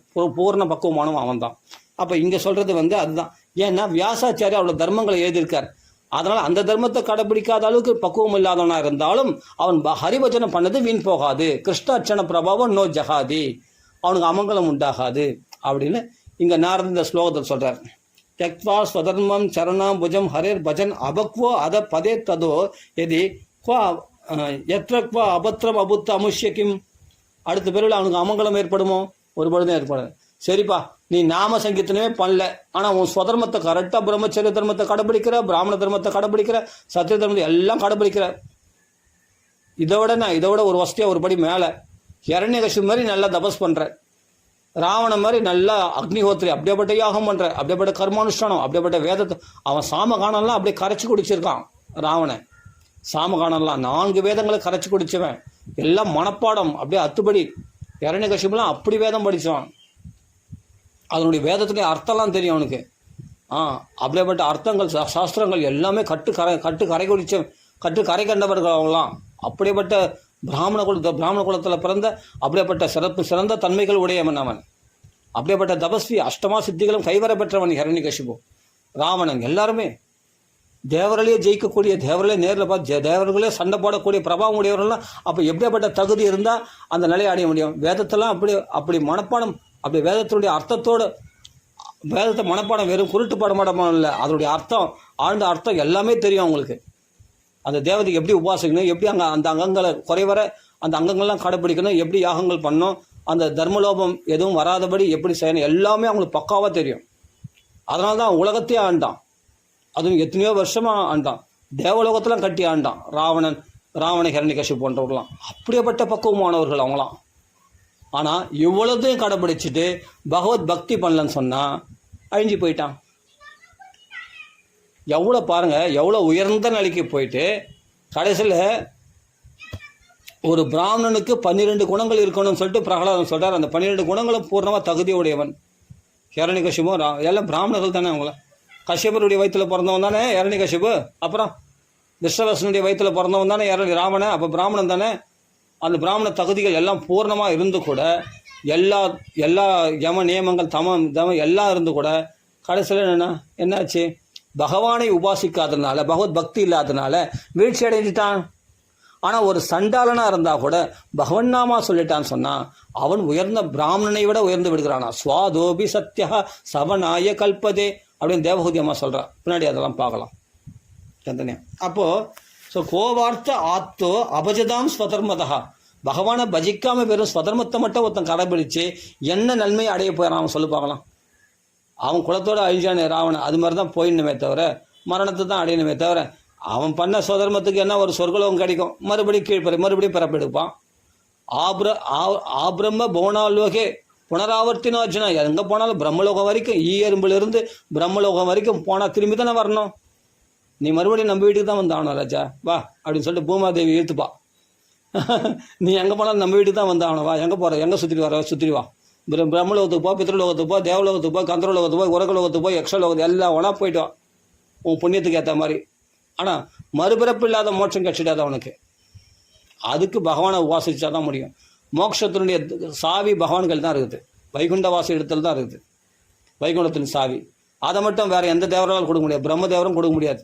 அப்படியேப்பட்ட ஹிரண்யகசிபு பிரம்மதேவர உபாசனை, ராவணன் பிரம்மதேவர்கள் வர வாங்கினான். ஏன் பகவானை உபாசிக்க கூடாதானே? பகவானத்தில் துவேஷம் பாராட்டினான். இதுதான் இவங்க கட்டுற கல்வி, இவங்க படித்த பாகவதம், இவங்க படித்த வேதங்கள்லாம் இதுக்கு தான் உதவுச்சு. என்னென்னா பகவானை துவேஷிக்கிறதுக்கு. அப்போ அந்த வேதத்தை அது வேதத்துடைய சூட்சமாக தெரிஞ்சதுனால, அதனுடைய அர்த்தம்லாம் சூட்சமாக தெரிஞ்சதுனால, அதில் கபட தர்மத்தை ஆசிரிச்சு பகவானையை புறக்கணித்து தேவரெல்லாம் வளைச்சி போட்டு அஷ்டமா சித்திகள் தவத்தினால தேவர்களை ஏமாற்றி தேவருடைய ஆட்சிகள்லாம் பிடிச்சி, அப்போ அந்த கபட தர்மத்தை வேதெல்லாம் படித்து கரைச்சி குடிச்சவன் அதனுடைய சூட்சமத்தை, அதனுடைய அர்த்தத்தை தெரிஞ்சிக்கினா, அதனுடைய சந்தேக விபரீதம் இல்லாமல் அதனுடைய அர்த்தத்தை தெரிஞ்சிக்கினா, அது அப்போ அதனுடைய அதான் சொல்கிறேன்னு குறுக்கு வழிகளை தெரிஞ்சுக்கிட்டு எப்படி தேவரில் அடையலாம், தேவரில் எப்படி ஆட்சி பண்ணலாம் அப்படின்னு அந்த வழியை தெரிஞ்சுக்கிட்டு கையாண்டான் ராவண ஹிரண்யகசிபுலாம். அப்போ அந்த வழியில் நம்ம பிரம்மதேவரை திருப்திப்படுத்தி எல்லாரையும் அடக்கி ஆண்டான். அப்போ இவரெல்லாம் வேதம் படித்தது எதுக்காக? இது மாதிரி துஷ்டனாகிறதுக்காகவா? குறுக்கு வழி கடைப்பிடிக்கிறதுக்காகவா? அதான் சட்டத்தின் ஓட்டைகள்னு சொல்லுவாங்க இல்லையா, சட்டத்தில் ஓட்டை இருக்குது, அதில் எப்படி வேணால் தப்பிச்சிடலான்னு. அது மாதிரி வேலை பண்ணுறவனுங்க அவனுங்க 2 பேரும், ஹிரண்யகசிபு ராவணலாம். இந்த பஸ்மாசுரம் அப்படிலாம் அதுக்கு எதாவது ஓட்டை இருந்தால் அதில் பிடிச்சிப்பானுங்க. அது நம்மளை காப்பாற்றணும்னு நினைப்பாங்க. கட்சியில் அதனால் அவங்களுக்கே அழிவு உண்டாகும். வேதத்தை வந்து விளையாடக்கூடாது. வேதம் வந்து அறிவு, பகவானுடைய அறிவு வேதம். அது போய் விளையாடலாமா? அந்த வேதங்களை தெரிஞ்சுட்டு அந்த வேதத்துடைய கர்மாக்களை அதை தன்னுடைய சொந்த, அதாவது சுயநலத்துக்காக பயன்படுத்தி கொண்டார்கள். அந்த கர்மானுஷ்டானங்களை செய்தார்கள். யார்? ராவணன், இரண்யகசிபு போன்றவர்களாம். அதனால் வேதம் வந்து வேதத்தை படித்தா போதாது, வேதத்துக்கு அடுத்தது வேதாந்தத்துக்கு வந்துடணும். உபனிஷத்துக்கள் அந்த வேதத்தினுடைய சாரத்துக்கு வந்துடணும். வெறும் வேதத்திலே இருக்கக்கூடாது. எத்தனை நாள் தான் கர்ம காண்டத்திலே இருப்பாள். கர்மா விட்ட ஞானத்துக்கு வந்து ஞான காண்டம், உபாசன காண்டம்லாம் இருக்கு இல்லையா, அதெல்லாம் தாண்டி வந்துட்டு அதுக்கு பிறகு என்னென்னா ஒரு கிணத்தினால் பூர்த்தி பண்ணக்கூடிய தீர்த்தத்தின் தேவையானது ஒரு கடல்னால சுலபமாக பூர்த்தி அடையப்படும் இல்லையா. அதனால் இந்த வேதத்துடைய சாரமாகிய பகவானை பிடித்துக் கொள்வதனால நம்மளுக்கு தேவையான எல்லா சௌக்கியமும் அங்கே கிடைச்சிடும். இந்த வேதத்தில் என்ன தேவைகளோ அதை விட பன்மடங்கு தேவை நம்ம அந்த வேதத்தை ஏற்படுத்தினானே அந்த பகவானை பிடிச்சா நம்மளுக்கு கிடைச்சிடும். இது தெரியல இரண்யகசிபு, ராவனுக்கு. அந்த பகவானை, வேதத்தை கொடுத்த பகவானை துவேஷிக்கிறார்கள். அப்போ இவங்க எங்கே வாழறது? இதுதான். அதனால் ஸ்வதர்மத்தை ஒருத்தவங்க வந்துட்டு நல்லா பக்காவாக கடைப்பிடிச்சான். ராவணன் தான் கடைப்பிடிச்சான் ஸ்வதர்மத்தை பக்காவாக. அவன் பிரம்மச்சரிய தர்மத்தெலாம் இருந்தான், பிராமண தர்மத்தெலாம் கடைப்பிடிச்சான்லாம் பக்காவாக தான் கடைப்பிடிச்சான். அப்பயும் அழிஞ்சான். அப்போது இதெல்லாம் நீங்கள் சொல்கிற தர்மங்கள்லாம் கடைப்பிடிக்கிறது முக்கியம் இல்லை. அந்த தர்மத்தை கடைப்பிடிச்சவன் பகவத் பஜனை பண்ணலனா என்ன கதி ஆனான்னு பாருங்க அப்படின்னு நாரதர் அதை உதாரணம் சொல்கிறார். அவக்கோ ஸ்வதர்ம அதான் சொல்கிறாரு, கோ வார்த்தோ ஆப்தோ அபஜதாம் ஸ்வதர்மதா. அபஜதாம்னா பஜனை பண்ணாமல், பகவன் நாமத்தை பஜனை பண்ணாமல் வெறும் ஸ்வதர்மத்தினால் மட்டும் என்னத்தை சாதிச்சுக்க முடியும் அப்படின்னு நாரதர் இங்கே சொல்கிறார். இது அப்போது இங்கே என்ன வலியுறுத்துறாருன்னா, ஒரு மனுஷன் பகவன் நாமத்தை சொல்லணும். அப்போது தெக்வா ஸ்வதர்மம், நீ ஸ்வதர்மத்தை கடைப்பிடிக்காடி போ, எக்கன்னா கெட்டுப்போ. ஆனால் நாமா சொல்கிறது மட்டும் நிறுத்தாத, நாமா சொல்கிறது மட்டும் விடாத. நீ சாப்பிட்டா சாப்பிடு, தூங்கினா தூங்கு. என்ன உன் மனைவி உன் குடும்பத்தோடு இருந்தால் உன் குடும்பத்தை விட்டு தனியாக விலகிரு. நீ சன்னியாசனா மேற்கொண்டுக்கோ, இல்லாட்டி குரு வீட்டிலனா எப்படிதான் இருந்துக்கோ. ஆனால் நாமத்தை மட்டும் மறக்காது. நாக்களை நாம ரீங்காரம் விட்டுட்டே இருக்கணும். விவச்சனா தன் வசமின்றி நாக்களை பிரபாகமாக வந்துட்டே இருக்கணுமா. ஜிஹ்வாக்கரே நாமதுப்பியம் தேபுஸ் தபஸ்தே ஜிஹுகு சஸ்னூர் ஆர்யாக அப்படின்னு தேபுஸ் தபஸ். அப்படிப்பட்ட நாக்களை வந்து நாக்கு நுனியில் நாம வந்து அப்படி வந்துட்டே இருக்கணுமா. ராம ராம ராம ராம ராம ராம ராம ராம ராம ராம ராம ராம ராம ராம ராம ராம அப்படின்னு கர்ஜிக்கணுமா. ராம ராம ராம ராம. சில பேர் பார்த்துருக்கேன், அந்த கணில் அந்த ராமநாமா சொல்லும்போது அப்படியே திரும்பி பார்க்க வைக்கும். அப்படி சொல்லுவாங்க அவங்க நாமா, அப்படி ராமநாமா சொல்லுவாங்க. ஆச்சரியமாக இருக்கும். இப்படிலாம் நம்மளுக்கு நாம சங்கீதனை வரலையே. அடி வயத்துலேருந்து பாடுவாங்க சில பேர் ராமநாமத்தில் பார்த்தா, அப்படி பாடுவாங்க, அடி வயத்துலேருந்து பாடுவாங்க. ஆனால் அவங்களாம் சில பேர் வரதில்லை இப்போ. அப்படிலாம் பார்த்துருக்கேன். அதனால் ஆச்சரியமாக இருக்கும் அவங்க பாடுற ராமநாமம் பார்த்தா. முகத்தில் வேர்வை சிந்த அப்படி கணில் அந்த ராமநாமத்தை பார்த்தா திரும்பி பார்க்க வைக்கும். இப்படி தான் நாமா சொல்லமா, ஓஹோ இப்படி தான் நாமா சொல்லமா அப்படின்னு. அப்போ அந்த ஆவி கரை அப்படியாப்பட்ட ஆத்மார்த்தமாக நாமா சொல்லும் பொழுது பகவான் வராமல் என்ன பண்ணுவான்? பகவான் அவங்களுக்கெல்லாம் கீழாக விட்டுருவான். அவங்கள பகவான் தூக்கி வச்சு கொண்டாடுவான். அதனால் எது முக்கியம் அப்படின்னா, தர்மங்களை விட நாம சங்கீர்த்தனம், லோக தர்மத்தை விட பாகவத் தர்மம் தான் முக்கியம். அந்த பாகவத் தர்மத்தில் நாம சங்கீர்த்தனம், பஜன், இந்த ஹரிர் பஜன், ஹரிபஜனை தான் ரொம்ப ரொம்ப முக்கியமாக. நான் சொல்ல நாரதர் சொல்கிறாருங்க, त्यक्त्वा स्वधर्मं चरणाम्बुजं हरेर भजन अबक्व अद पदे तदो यदि क्व यत्र क्व अभत्रम अभुत अमुष्य किम कोवार्थ आप्त अभजतां स्वधर्मतः அவர்களால் அர்த்த எந்த அர்த்தத்தை அவர்கள் எந்த பிரயோஜனத்தை அனுபவிப்பாங்க? வெறும் சுதர்மத்தை மட்டும் கடைபிடிச்சு அவங்களுக்கு என்ன லாபம் கிடைக்கும்? பகவானை பஜனை பண்ணாமல் வெறும் சுதர்மத்தை மட்டும் கடைபிடிச்சு என்ன நான் செத்து போக போகிறேன், அவ்வளோதான். வேற என்ன லாபம் கிடைக்கும்? சரிப்பா, நீ பர்ஃபெக்டாக சுதர்மத்தை கடைபிடிச்ச, நிறைய யாகங்கள் பண்ண, தான தர்மங்கள் பண்ண, அதெல்லாம் உனக்கு சொர்க்கம் கிடைக்கும். திரும்பி சொர்க்கத்துக்கு போயிட்டு திரும்பி ஸ்ரீனே புண்ணிய மத்தியலோக விசந்தி, புண்ணியம் தந்து போச்சுன்னா மறுபடியும் கீழே தானே வந்து விழ போகிறேன். பூமாதேவி கேட்பாள், நீ எங்கே போனாலும் இங்கே தான் வரணும் ராஜா, நீ வந்து தான் ஆகணும் அப்படின்னு உன்னை வரவழைப்பாள். அப்படின்னு அந்த புவியீர்ப்பு சக்தி உங்களை வரவழைக்கணும். மறுபடியும் நீ எங்கே போனாலும் பிரம்மலோகம் வரைக்கும் உனக்கு புவியீர்ப்பு சக்தி இருக்குது, எங்கே போனாலும் உனக்கு கீழே தள்ளிடுமே. ஸ்ரீனே புண்ணியம் தந்து போச்சுன்னா மறுபடியும் பூமிக்கு தான் வந்து ஆகணும். புவியீர்ப்பு சக்தி உன்னை பிடிச்சி இழுத்துடுமே, மறுபடியும் இந்த பூமியில் தான் பறந்தாகணும். பிறப்பு இறப்பு உண்டு. எங்கே புவியீர்ப்பு சக்தி வேலை செய்யாதுன்னா எங்கே பிரம்மலோகம் வரைக்கும் போனால் புவியீர்ப்பு சக்தி இருக்குது. ஏன்னா பிரம்மலோகம் வரைக்கும் உனக்கு புண்ணியம் இருக்கும், அவன் திருப்பி ஓடியாந்து வைக்கிறோம். பிரம்ம போனால் லோகே புனராவர்த்தினோம் அர்ஜுனா, மறுபடியும் பிறக்கணும். எங்கே பிறக்கணும்? இந்த பூமியில் தான் பிறக்கணும், வேறு கதி கிடையாது. அப்போது புவியீர்ப்பு சக்தினா நம்ம கிராவிட்டி பவர்னு சொல்கிறோம் இல்லையா, அது ஓரளவுக்கு தான் வேலை செய்யுதுன்னு சொல்கிறாங்க. இல்லை, இப்போ பிரம்மலோகத்துக்கு போனால் கூட பிரம்மதேவர் வந்து பஜனை பண்ணலான்னு சொன்னால் அவருக்கும் பிறப்பு உண்டு. பிரம்மதேவருக்கே பிறப்பு உண்டுன்னா பிரம்மலோக வாசிகளுக்கு பிறப்பு இருக்காதா? யோசிச்சு பாருங்கள். பகவத் பஜனை பண்ணல நான் சொல்கிறேன். ஆனால் பகவத் பஜனை பண்ணுறவங்களுக்கு புவியீர்ப்பு சக்தி வேலை செய்யாது. அவங்க வந்து வைகுண்ட வாசிகள். They are residence of Vaikuntha இல்லையா. அவங்களுக்கெல்லாம் வைகுண்டம் தான் அவங்களுடைய அட்ரஸ்ஸு. வைகுண்டத்துக்கு வைகுண்டத்தை தாயபாகமாக பெற்றவர்கள் அவங்களாம், பக்தர்கள்லாம். அதான் பகவன் நாமா சொல்கிறது தான் முக்கியம் அப்படின்னு நாரதர் இங்கே வலியுறுத்துறாருப்பா. ஆப்தோ அபஜதாம் சொதர்மத்தை மட்டும் வந்து கடைபிடிச்சு என்ன லாபத்தை அடைய போகிறான் அப்படின்றாருங்க. சரி, அடுத்தது நம்ம தேவஹூதி அம்மா சொல்கிறத பார்க்கலாம். அப்போ ஹரினுடைய பஜனை பற்றி இங்கே வலியுறுத்துறார் வியாசரிடத்துல. அந்த ஹரிபஜனை பண்ணக்கூடிய விஷயத்தை பற்றி தான் நிறைய பேசுகிறார். இனிமேல் வியாசாச்சாரியார் பார்த்த பாகவதம் பூரா பகவன் நாம மகிமையும் பகவானுடைய பெருமைகளும் கிருஷ்ணனுடைய ஸ்துதிகள். அவர் ஸ்துதிகள் என்னன்னா, ஸ்ரீ கிருஷ்ணா கிருஷ்ண சகா விஷ்ணு ரிஷபா அவனித்திற்கு ராஜன்ய வம்ச தகனா அனுபவர்க்க வீரியா கோவிந்தா கோத்விஜ சுராப்தி ஹராவதாரா யோகேஸ்வரா அகிலகுரு பகவன் நமஸ்தே. அருமையான நாமங்களை தான் அப்படி கொட்டி கிடக்குது பார். கிருஷ்ணாய வாசுதேவாய தேவகி நந்தனாயச்ச தொட்டடெல்லாம் நாமா தான் அப்படி போட்டார் நிறைய. யாருன்னா நாரதர் சொல்லிட்டு போனாரோ இல்லையோ, குருநாதர் சொல்லிட்டு போனாரோ இல்லையோ, வியாசாச்சாரியார் அதையே சும்மா ஸ்துதிகள்லாம் நிறைய நாமங்களை கொட்டிட்டார். அப்படியே பாகவதம் படிக்கிறவங்களாம் நாமத்தை நிறைய சொல்லிட்டோம், நாம கீர்த்தனமாக பண்ணிட்டோம் அப்படி சொல்லி ஸ்துதி பிரமாணமாக இருக்குது பாருங்க. பாகவதம் பூரா பகவானை பற்றி ஸ்துதிக்கத்தாவே இருக்குது. நிறைய சும்மா வெறும் அவரே ஸ்துதிப்பாங்க. அவரே நமக இவரே நமக அப்படின்னு நான் சொல்லியிருப்பாங்க. கிருஷ்ணாய நமக வாசுதேவாய நமக அப்படின்னு சொல்லுவோம். நம பங்கஜநாபாய நம பங்கஜன மாலினே நம பங்கஜ நேத்ராய நமஸ்தே பங்கஜ நமக அப்படின்னு சொல்லி கிருஷ்ணாய வாசுதேவாய தேவகி நந்தனாயச்ச நந்த கோபகுமாராய கோவிந்தாய நமோ நமக அப்படின்னு அப்படிதான் நமஸ்காரம் பண்ணுவோம். கோவிந்தாய நமோ நம அப்படிதான் பண்ணுவோம். அவரே நமஸ்காரம் இவரே நமஸ்காரம் அப்படின்னு நாம இல்லாமையா நம்ம நமஸ்காரம் பண்ணுவோம், நாம இல்லாமையா போஜனம் பண்ணுவோம். யோசிச்சு பாருங்க. அப்போ நாமத்தை சொல்லி தானே ஆகணும். அப்போ நாம சொல்கிறதுனால அவங்க பாபம் விலகும் இல்லையா? அவர்கள் இதே ஜென்மத்தில் பாகவதம் பாராயணம் பண்ணுறவங்க கரையேறிடுவாங்க இல்லையா? கண்டிப்பாக கரையேறிடுவாங்க. அப்படின்னும் போது வியாசர் ஏன்னா நாரதர் அப்படி உபதேசம் பண்ணிட்டு போனார். அதுக்கு பிறகு பார்த்தா வியாசர் அப்படியே ஃபுல்லாக நாம மகிமையே பார்த்தா நீங்கள் எல்லாத்துலேயும் பார்த்தா நிறைய ஸ்தோத்திரங்களாக இருக்கும். பாகவதம் பூரா பகவானுடைய பெருமைகளை வர்ணிக்க சொன்னார் இல்லையா, மகிமாகி அணுவர்ணித்தனா. அந்த மகிமைகளை அப்படியே ஸ்தோத்திரமாக அப்படியே வர்ணித்து தள்ளிட்டார். அப்படியே படிக்கிறவங்கெல்லாம் அந்த பகவான் நாமா சொல்லிட்டோம், பகவானுடைய மகிமைகளை வர்ணிக்கிட்டோம், எல்லாருமே கரையேறிட்டோமே அப்படின்னு நிஸ்ரயசாய லோகசிய. உலகத்தில் யாரும் இங்கே இருக்கக்கூடாதான், உலகத்தில் எல்லாரும் மோட்சத்து போயிடணுமா.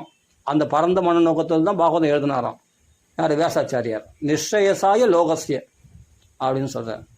சரி, அடுத்தது நம்ம தேவஹூதி அம்மா இங்கே நாரதர் நாம மகிமையை சொன்னார், அது வியாசாச்சாரியர் கடைபிடிச்சார் பாகவதம் பூரா. அப்போ தேவஹூதி அம்மா என்ன சொல்கிறான் பார்க்கலாம். 3ஆவது ஸ்கந்தத்தில் கடைசியில் அத்தியாயம் கடைசி அத்தியாயத்தில் தேவஹூதி அம்மா என்ன சொல்கிறான் பாருங்க. என் நாமதேய சவணானு கீர்த்தனாத்து எத் பிரஹ்வணாத்து எத் ஸ்மரணாத்து அபிக்வசித்து சுவாதோபி சத்யா சவணாய கல்பதே குதப்புணஸ்தே பகவன்னு தர்ஷனாத்து. அதாவது தேவஹூதி அம்மா யாருன்னா அதை சொல்லிடணும். பிரியவரதனுடைய தங்கை. அதாவது பிரம்மதேவருடைய புத்திரர் வந்து ஸ்வயம்பு மனு சதரூபா. அவர்களுக்கு 5 பிள்ளைகள், 2 பிள்ளைகள் 3 பெண்கள். பிரியவரதன் உத்தானபாதன், தேவஹூதி பிரசூதி ஆகுதி. அதில் தேவஹூதி கர்த்தம பிரஜாபதிக்கு கல்யாணம் பண்ணி கொடுத்தார் ஸ்வயம்பு மனு. அந்த கர்த்தம பிரஜாபதிக்கு பகவானே அவதாரம் பண்ணி கபில வாசுதேவரை அவதாரம் பண்ணார். அவதாரம் பண்ணி 10 அத்தியாயங்களில் தேவஹூதி அம்மாவுக்கு ஞான யோகம், கர்மயோகம், தியான யோகம், எல்லா யோகத்தையும் உபதேசம். சாங்கிய யோகம் தான் பிரதானமாக சொல்கிறாரு. அந்த சாங்கிய யோகமும் பக்தி யோகம் தான். எல்லாமே பக்திக்கு வர்றதுக்காக தான். இது பக்தி கிரந்தம் தான் பாகவதம். ஆனால் ஞான யோகம் சொல்லியிருக்கேன், கர்மயோகம் சொல்லியிருக்கேன், எல்லாம் பக்தியோடு சம்மந்தப்படணும்னு இங்கே விளக்கமாக சொல்கிறார். பகவத்கீதைக்கு வியாக்கியானமாக இந்த பாகவதம் அமைஞ்சிருக்கு. பிரம்மசூத்திரத்துக்கு வியாக்கியானமாக இந்த பாகவதம் அமைஞ்சிருக்கு. அதனால் இது என்னென்னா வியாக்கியானம், அது என்னென்னா இதில் விளக்கமாக இருக்கும். இந்த பாகவதம் பார்த்தா பாகவதத்தில் விளக்கமாக இருக்கும். என்னென்னா ஞான யோகத்தில் நோக்கணும்னா பக்தி தான், சாங்கிய யோகத்தில் நோக்கணும்னா பக்தி தான், கர்ம யோகத்தில் நோக்கணும்னா பக்தி தான், தியான யோகத்தில் நோக்கணும் பக்தி தான். பகவானை விட்டு வேற எதையும் தியானம் பண்ணக்கூடாது. அதுதான் வலியுறுத்தி இருக்கிறார் கபில வாசுதேவர் உபதேசத்தில். அப்போ இவ்வளோ சொல்லி என் கடைசியில் என்ன சொல்கிறா, இதெல்லாம் ஒருத்தன் கடைபிடிக்காட்டி போடுமா. இப்போ நான் நீ சொன்ன இத்தனை கர்மயோகம், ஞான யோகம், தியான யோகம் இத்தனையுடைய சாரத்தை நான் சொல்கிறேன்னு சொல்லிட்டு தேவகூதி அம்மா சொல்கிறா. என்ன சொல்கிறேன்னா, என் நாம தேய ஸ்ரவணானு கீர்த்தனாத்து, எந்த நாமத்தை ஒருத்தன் காதலை கேட்டாலோ அல்லது கீர்த்தனம் செய்து விட்டாலோ, அப்போ சொல்கிறேன், என் நாம தேய ஸ்ரவணானு கீர்த்தனாத்து எத் பிரஹ்வனாத்து, எந்த பகவானுக்கு எந்த நாம சங்கீர்த்தனம் பண்ணுற இடத்துல போய் ஒரு நமஸ்காரம் பண்ணிட்டானோ, விழுந்து சேவிச்சிட்டானோ, பிரஹ்வனாத்து எத்த ஸ்மரணாத்து, எந்த நாமத்தை ஸ்மரணம் பண்ணாலும் அவன் எப்படியாப்பட்டவனாக இருந்தான், நாய் மாம்சத்தை தின்னக்கூடிய சண்டாளனாக இருந்தால் கூட அவன் சோமயாகம் செய்யக்கூடிய பிராமணன் தான் சோமயாகம் பண்ணி வைக்க முடியும். அந்த சோமயாகம் பண்ணக்கூடிய தகுதியுடவனாக இருறானா அந்த சண்டாளனானவன். என் நாம தேய சவணானு கீர்த்தனாத்து எத் பிரஹ்வனாத்து எத் ஸ்மரணாத்து அபி கொச்சித்து கொஞ்சமாவது அவன் செய்துட்டான்னு சொன்னா, சுவாதோபி சத்யா சுவாதோ அபி, அவன் சண்டாளனா இருந்தா கூட சுவாதோ, அதனா நாய் மாம்சத்தை தின்றதை விட்டுட்டவன் இல்லை, நாய் மாம்சத்தை தின்னு கொண்டே இருக்கிறவன். நான் என்ன சொல்ல, மாம்ச பக்ஷணத்தை விட்டவன் பகவன் நாமா சொல்றவன் இங்கே சொல்லலை. நல்லா புரிஞ்சுக்க, மாம்ச பக்ஷணத்தை செய்து கொண்டே இருக்கிறவன் பகவன் நாமத்தை சொல்றவன். நல்லா புரிஞ்சுக்க, துராச்சாரத்தை விட்டுட்டு வந்து பகவன் நாமா சொல்ற பக்குவத்தை இங்கே சொல்லலை. நல்லா புரிஞ்சுக்க, பகவன் நாமத்தை சொல்றவன் எப்படி பண்ணா, எந்த சதா துராச்சாரத்தை விடாமையே நாய் மாம்சத்தை தின்னு கொண்டே இருக்கிற அப்படியேப்பட்ட சண்டாளன் பகவன் நாமத்தை சொல்லிட்டான்னு சொன்னா, பகவன் நாமத்தை கீர்த்தனம் பண்ணிட்டான்னா, பகவன் நாமத்தை காதால கேட்டுட்டான்னா, அந்த பகவன் நாமா சொல்ற இடத்துல போய் ஒரு நமஸ்காரம் ஒரு விழுந்து சேவிச்சுட்டான்னு சொன்னான். அதான் சொல்றேன், எத் பிரஹ்வனாத்து எத் ஸ்மரணாத்து, எந்த நாமத்தை ஸ்மரணம் பண்ணாலோ பகவானை நினைச்சிட்டான்னா அவன் சுவாதோபி சத்யா சவனாய கல்பதே, அவன் சோமயாகம் பண்றதுக்கான தகுதியுடையவனா ஆயிடுறான். அவன் பிராமண நிலைக்கு உயர்ந்துடுறானா, பிராமணனை விட உயர்ந்தவனா ஆயிடுறானா. நான் சொல்ல, தேவகூதி அம்மா சொல்றா, சுவாமிபவனுடைய புத்திரி சொல்றா, மகாபதிவிரத தேவகூதி, எந்த அனசூயை அருந்ததி போன்ற மகா பதிவிரதைகளை பெற்றெடுத்த வயிறோ அப்படிப்பட்ட வயிற்றுல குளிர்ந்து சொல்றா, எந்த பகவானுடைய நாமத்து கபிலா வாசுதேவான் உன் நாமத்தை சொல்றனே, இதை விட நான் என்னப்பா ஞானயோகம், தியானயோகம், கர்மயோகம்லாம் கடைப்பிடிக்கணும், இதுவே எனக்கு போதுமானதாச்சு அப்படின்னு சொல்றாருங்க. குதப்புணஸ்தே பகவன்னு தர்ஷனாத்து, அப்படிப்பட்ட பகவானிய கர்ப்பத்தில் சுமந்து உன்னை நான் தரிசனம் செய்து கொண்டிருக்கிறேனே, உன் சாட்சா்காரமே ஆயிடுச்சு எனக்கு. பகவத் சாட்சாத் கபில வாசுதேவரை நேரில் தரிசனம் பண்றா தேவகத்தியமா, எனக்கு சாட்சா்காரமே ஆயிடுத்து. நான் என்னப்பா புதுசாக நான் தியான யோகம் ஞான யோகம் பண்ண, உன் நாமத்தை சொன்னாலே எனக்கு, நாமத்தை சொன்னாலே அவன் ஜென்மா கரையேறிடுன்னு சொன்னா, உன்னை தரிசனமே பண்ணுறேனே, நானே உன்னை சாட்சாத்காரமே பண்ணிட்டேனே. நான் கரையேறதை பற்றி நான் கரையேறதை பற்றி எனக்கு கேள்வியே இல்லையே, நான் கரையேறதை பற்றி சொல்ல வேண்டிய அவசியமே இல்லையே, நான் கரையேறிட்டேனே, உன்னை கர்ப்பத்தில் சுமந்துட்டனே. எந்த உலகங்களெல்லாம் குக்ஷியில் நீ வயிற்றுல அடக்கி கொண்டிருக்கிறாயோ பிரளய ஜலத்தில், அந்த பகவானையே என் வயிற்றுல சுமக்க கூட பாக்கியம் நான் பெற்றிருக்கிறேன்னு சொன்னால், இதை விட நான் என்னப்பா தியான யோகம் ஞான யோகம் பண்ணணும், இதை விட நான் என்னப்பா அனுஷ்டானம் பண்ணணும். நான் புதுசாக நான் பர்ஃபெக்டாக பண்ண வேண்டியதெல்லாம் பர்ஃபெக்டாக எல்லா கடனும் அடைச்சிட்டேன், பர்ஃபெக்டாக பண்ண வேண்டியதை பூர்ணமாக பண்ணிட்டு நான் நினைக்கிறேன், பண்ணிட்டு தான் நான் உணர்றேன். நான் அப்படிப்பட்ட கபிலா வாசுதேவன் உன் நாமத்தை சொல்றதை விட இதை விட பெரும் பாக்கியம் தான். உன்னை சாட்சாத்காரன், உன்னை தரிசனமே பண்றேன் நான், என் ஜென்மம் கரையேறியாச்சே அப்படின்னு அந்த அம்மா புகழறா கபில வாசுதேவர். குதப்புணஸ்தே பகவன்னு தர்ஷனாத்து, குதப்புணஸ்தே, வேற என்ன கேள்வி கேட்க வேண்டியது இருக்கு, உன்னை தர்சனமே நான் பண்ணிட்டேன், அப்புறமா இதுக்கு மேலே நான் என்ன புதுசாக சாதனைகள் செய்ய வேண்டும் உன்னை அடையிறதுக்கு, உன் தர்சனமே எனக்கு சாட்சாத்காரமே பிரத்யட்சமாக எடுத்தப்பா எனக்கு அப்படின்னு இந்த அம்மா சொல்கிறார். அது சொல்கிறார், அஹோ பத ஸ்வபச்சோ அதோ கரியான். இங்கே தான் நம்ம புரிஞ்சுக்கணும். அஹோ பத ஸ்வபச்சோ அதோ கரியான், கரியான்னா சொல்லிட்டான். ஸ்வபச்சோ நல்லா புரிஞ்சுக்கணும். ஸ்வபச்சோ, ஸ்வன்னா நாய், பச்சோன்னா நாய் மாம்சத்தை தின்னக்கூடியவன், அந்த நாயை தின்னக்கூடிய சண்டாளன். என்ன சொல்லணும்னா ஸ்வபச்சோ, நாய் மாம்சத்தை தின்றதை விட்டவன் சொல்ல. இங்கே நல்லா புரிஞ்சுக்கோ, நாய் மாம்சத்தை தின்னு கொண்டே இருக்கிறவன், அப்படியேப்பட்டவன் பகவன்னாமா சொல்லிட்டான்னு சொன்னா அவன் எப்படியாப்பட்ட பலம். அவன் ஃபஸ்ட்டு முதல்ல நான் சொன்னால் சோமயாகம் பண்ணக்கூடிய தகுதி உடையவனாக இருந்தான், அந்த பிராமணன் நிலைக்கு உயர்ந்துடுறான். அந்த பிராமணனை விட உயர்ந்தவனாக சோமயாகம் செய்யக்கூடிய நிலைக்கு உயர்ந்ததான்னு சொல்கிறான் இல்லையா பகவன் நாமா சொன்னதுனால. யார் சொல்கிறா? தேவஹூதி அம்மா சொல்கிறா.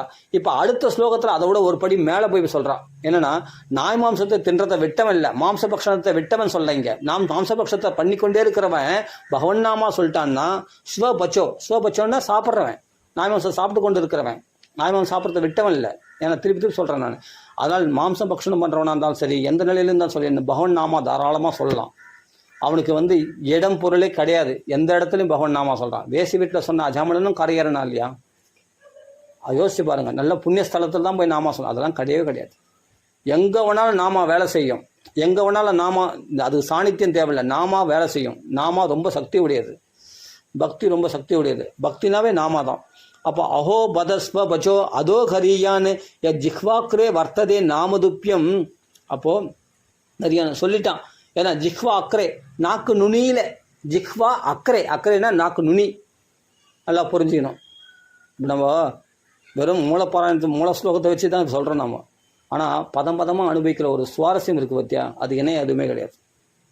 என்ன சொல்கிறார்? அஹோ பதஸ்வ பச்சோ அதோ ஹரியான் ஜிஹ்வாக்ரே வர்த்ததே நாமதுப்பியம்.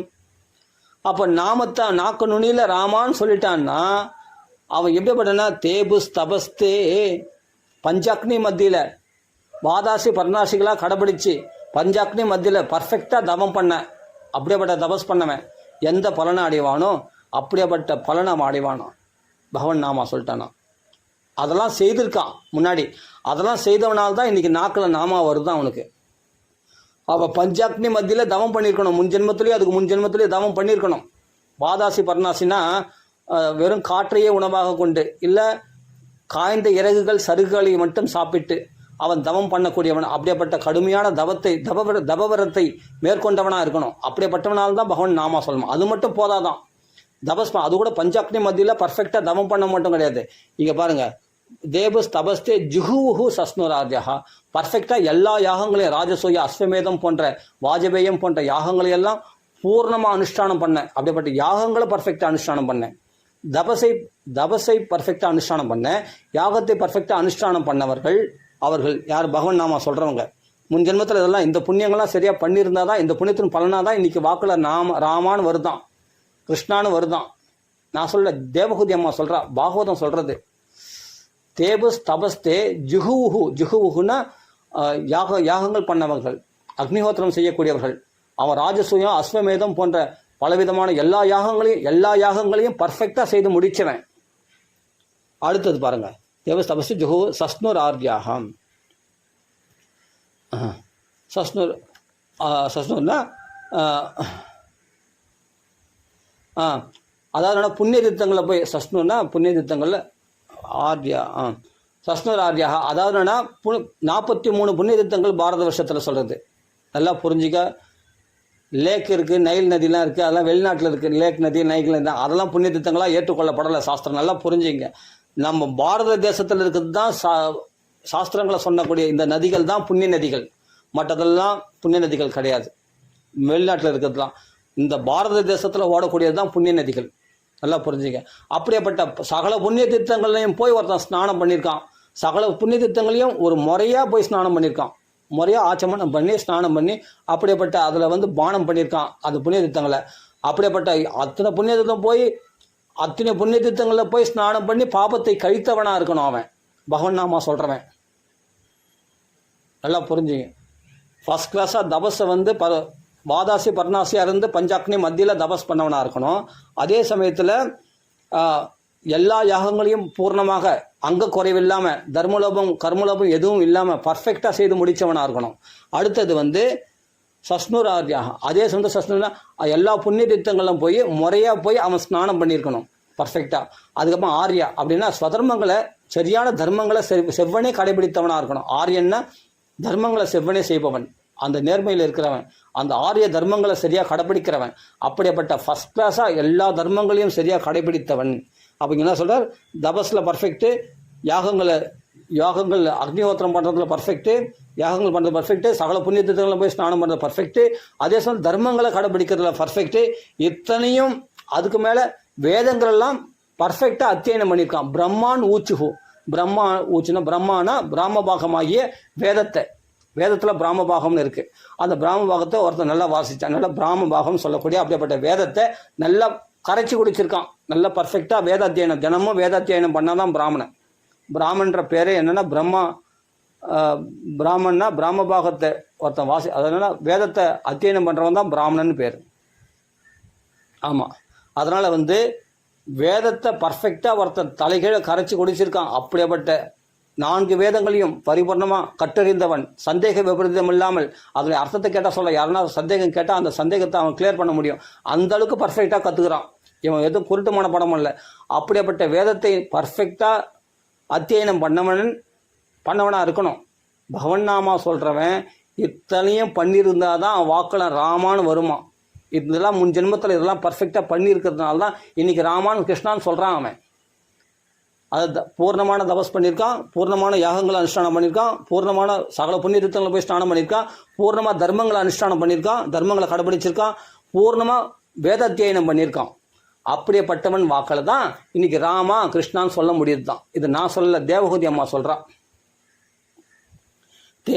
யாருன்னா சண்டாளன், நாய் மாம்சம் தின்னக்கூடிய சண்டாளன் இந்த நாமத்தை சொல்கிறான்னா, இதெல்லாம் பர்ஃபெக்டாக பண்ணவனுக்கு என்ன பலனோ அந்த பலனை வாடி அந்த நிலையை அவன் உயர்ந்துட்டான் அப்படின்னு அர்த்தம். அவனை சண்டாளன் நினைக்கக்கூடாதான்.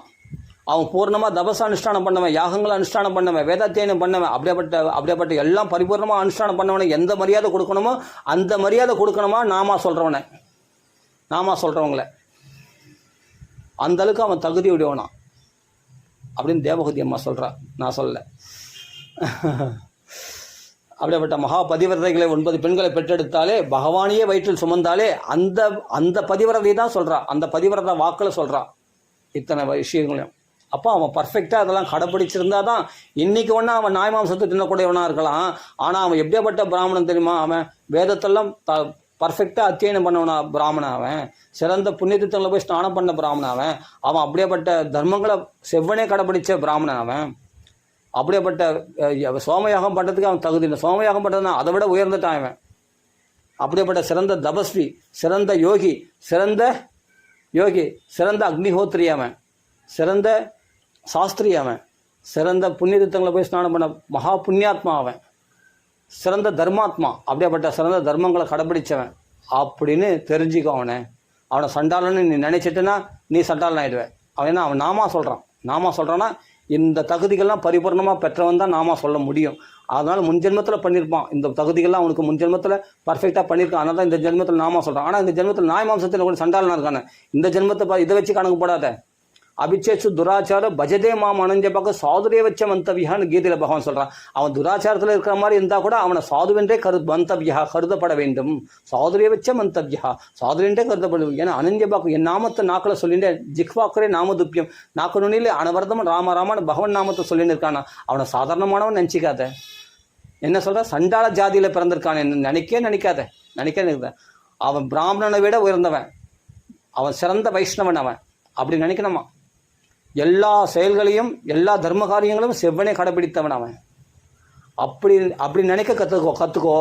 அவனை பதித்தன், அவனை சண்டாளன் நீ சொல்கிற, நீ சண்டாளன் ஆகிடுவேன், நீ நீச்சன் ஆகிடுவேன். அவனை சாதுரிய வச்ச மந்தவியா, சாதுவென்றே கருதப்பட வேண்டும். பகவான் வாக்கு இதெல்லாம், பகவத்கீதையினுடைய பகவானுடைய வாக்கு. இங்கே தேவகூதி அம்மாவும் அதுதான் இங்கே நிரூபணம் பண்ணுறார். அப்படி இருக்கும்போது பிரம்மாணு உச்சர் நாம கிருணந்தி ஏதே தம் துவாமகம் பிரம்ம பரம் புமாம்சம் பிரத்யக் கிருணந்தி ஏதே. அவன் யாருன்னா அவன் அப்படியேப்பட்ட இவ்வளோ புண்ணியங்களை செவ்வனே கடைப்பிடிச்சவன்னு தெரிஞ்சுக்கோ. நாமா சொல்லிட்டான்னா. அதனால் மாம்சபக்ஷணத்தை விட்டவன் இல்லை, மாம்சபக்ஷணத்தை செய்து கொண்டே இருக்கணும். பகவான் நாமா சொல்லிட்டான்னா அவன் இத்தனை தகுதிகள் பெற்றவன் என்று நினைக்க வேண்டுமா. அவன் ஜென்மத்திலாம் கடைப்பிடிச்சாதான் நாமா வருமா. இல்லை தலையால் தண்ணி குடித்தா கூட நம்ம எவ்வளோ பேர் நாமா சொல்கிறோமே, எல்லாமே நாமா சொல்கிறாங்களா பர்ஃபெக்டாக? நோட்டு போனால் திரும்பி வரைய மாட்டேங்குது. ஆமாம், நோட்டு கொடுத்தா ஒருத்தர் கூட சரியாக திரும்பி தரைய மாட்டுறாங்க. அப்படியே எழுதணும்ப்பா அப்படின்றாங்க. அவ்வளோதான். போன நோட்டு திரும்பி வர்றதே கிடையாது. எத்தனை பேர்கள் நோட்டு கொடுத்துக்கிறேன் நான் எழுதுறதுக்கு. நம்ம அங்கே கடனோட வாங்கி எப்படியோ கஷ்டப்பட்டு நோட்டை வாங்கி கொடுத்தா நோட்டை எழுதி திருப்பி கொடுக்க மாட்டாங்க. அப்போ நாமத்தில் இன்ட்ரெஸ்ட் இல்லை, எழுதுறதுக்கு மனசு இல்லை, ஏதோ கொஞ்சம் எழுதுவாங்க அப்படியே வச்சுடுவாங்க. அது எங்கே ஃபுல்லாக முடிச்சு கொடுக்குறது. அப்போல பகவன் நாமா அவ்வளோ ருச்சி உடையது. அதே சமயத்தில் நாமா ருச்சியும் உடையது. அதே சமயத்தில் நாமா இவ்வளவு சிறப்புகள் உடையது. நாமா சொல்கிறவன் எனக்கு நாமத்துக்கு இவ்வளோ சிறப்பு இல்லை. நாம அவன் நாக்கில் வருதுன்னா அந்த நாமா சொல்கிறவனுக்கு இவ்வளோ சிறப்புகள் உண்டு. அவன் பரிபூர்ணமாக தபஸ் பண்ணுவேன், பரிபூர்ணமாக யாகம் பண்ணுவேன், பரிபூர்ணமாக புண்ணிய ஸ்நானம் பண்ணுவேன், வேதத்தினம் பண்ணுவேன், எல்லா செயல்களும் பரிபூர்ணமாக தான தர்மங்கள் பண்ணுவேன், சிறந்த தர்மங்கள்லாம் அனுஷ்டானம் பண்ணுவேன். தானங்கள்லாம் வந்து தர்மத்திலே அடங்கிடும். அப்போ எல்லா தர்மங்களும் பரிபூர்ணமாக அனுஷ்டானம் பண்ணுவேன் அப்படின்னு தெரிஞ்சுக்கணும் அவனை. அப்போ நம்மளாம் தப்பிச்சோம், பரவாயில்ல. நம்ம பிராமணனா பிறக்கலன்னு கவலைப்பட வேண்டிய அவசியமே இல்லை. நாம சொல்லிட்டா நீ எல்லாரும் பிராமணனோட உயர்ந்துடுற. அப்புறம் என்ன, சிறந்த வைஷ்ணவரெல்லாம் நம்ம பிரகாசம். அதனால நம்மளுக்கு அகங்காரம் வந்துடக்கூடாது. நாமாவை நாக்கிலேருந்து நீங்காத எப்பொழுதும் வச்சுக்கிறது, எப்படி தக்க வச்சுக்கிறதுக்கோ அதுக்கு நம்ம முயற்சி பண்ணணும். அதுதான் முக்கியம். நாமத்தை மட்டும் விட்டுறவே கூடாது. அந்த நாமம் தான் நம்மளுக்கு இந்த தகுதியை கொடுக்குது. எவ்வளோ உயர்ந்த தகுதி, பிராமணனோட உயர்ந்தா இப்படிப்பட்ட தபஸ்வியினுடைய தகுதி, அப்படிப்பட்ட புண்ணியாத்மாக்களுடைய தகுதியை, சிறந்த தர்மாத்மான்ற தகுதி, எல்லா தகுதிகளும் மேலான தகுதி நம்மளை வைஷ்ணவன்ற தகுதியை கொண்டு வந்து கொடுக்குது இந்த நாமா தானே. அந்த நாமத்தை விடலாமா? விடவே கூடாது, கெட்டியாக பிடிச்சிக்கணும் அப்படின்னு இந்த அம்மா சொல்கிறாங்க. யார்? தேவஹூதி அம்மா சொல்கிறான். அடுத்தது பிரகலாதனும் சொல்கிறாரு. என்ன த்ரீஷட்டுன்னு, ஷட்டுனா 6, த்ரீஷட்னா 12 குணங்கள். அதாவது என்ன, பர்ஃபெக்டான பிராமணன். 12 தான் யமம் தமம் யமம் நியமம் இதெல்லாம் பர்ஃபெக்டாக கடைபிடிக்கிற ஒரு பிராமணன். அவனை வந்து ஒரு பக்கம் நிறுத்திக்கும். ஆனால் பக்தி பண்ணல. ஆனால் இப்போ அதே அதே சண்டாளனை அங்கே பிரமாணமாக எடுக்கிறார். யார்? பிரகலாதன். ஸ்லோகத்தை படிச்சிடுமே, எதுக்கு அது நம்ம அப்படியே ஸ்லோகத்தை படிச்சிட்டோம். இப்போ தேவஹூதி அம்மா சொன்னதை பார்த்தோம். இவ்வளோ தகுதிகள் உடையவன் தான் நாம சொல்ல முடியும்னு. சரி, அப்படின்னா அப்போ நாம சொல்கிறவனுக்கு இத்தனை தகுதிகள் இருக்குதுன்னு நம்ம தெரிஞ்சுக்கிட்டோம். நாம சொல்கிறவனுக்கு இத்தனை தகுதிகள் இருக்குது. அப்படி அவனை அப்படியேப்பட்ட தகுதி உடையவனை தான் நம்ம பார்க்கணுமா? பௌதிக கண்ணத்தோடு அவனை பார்க்கக்கூடாதான் அப்படின்னு சொல்கிறார் அந்த அம்மா, தேவஹூதி அம்மா. இங்கே பிரகலாதன் என்ன சொல்கிறாரு பார்க்கலாம். அதே சண்டாளனை இங்கே பிரமாணமாக எடுக்கிறார். ஆனால் என்ன சொல்கிறாரு பாருங்க, அவனை பிராமணனை விட உயர்த்திடுறாரு. அங்கே தேவஹூதியை உயர்த்திட்டா, பிராமணனை விட சிறந்தவனாக வைஷ்ணவனாக உயர்த்திட்டா. யாரு? தேவஹூதி அம்மா. இங்கே பிரகலாதன் என்ன சொல்கிறார் பாருங்க. விப்ராத் விஷட்டு குணாயுதாத்து அரவிந்த நாப பாதாரவிந்த விமுகாத்து ஸ்வபச்சம் வரிஷ்டம் மன்யே ததர்ப்பித மனோ வச்சனேஹிதார்த்த பிராணம் புனாதி ச குலம் நதுபூரிமானக. அதாவது விப்ராட்டு த்விஷட் குணயுதாத்து அரவிந்த நாபாத்து பாதாரவிந்த விமுகாத்து. நல்லா புரிஞ்சுங்க. ஒரு பிராமணன் இருக்கான், அவனுக்கு 12 குணங்கள். ஒரு பிராமணனுக்கு இருக்க வேண்டிய பர்ஃபெக்டாக 12 குணங்கள் இருக்கணும். அந்த யமம் நியமம் இதெல்லாம் பர்ஃபெக்டாக இருக்கும். தமம் அதெல்லாம் கடைப்பிடிக்கக்கூடிய இந்திரிய நிக்கிரகம் புல நிக்கிரகம் எல்லாம் பர்ஃபெக்டாக இருக்கணும். அவனுக்கு வேதாத்தியனம் பண்ணியிருக்கணும், காயத்ரி ஜபிக்கணும், சந்தியாவந்தனம் பண்ணணும். அதே சமயம் ஸ்வதர்மத்தை விடக்கூடாது, பிராமண தர்மத்தை செவ்வனே கடைப்பிடிக்கணும். அப்படிப்பட்ட பிரம்ம தேஜஸ் அவனுக்குள்ளே பிரகாசிக்கணும். வேதத்தை நித்தியமாக அத்தியனம் பண்ணணும். அதே சமயத்தில் அதை அனுஷ்டானம் பண்ணணும், அது உள்ள தர்மங்களை. அப்படிப்பட்ட சிறந்த பர்ஃபெக்டான பிராமணன்பா.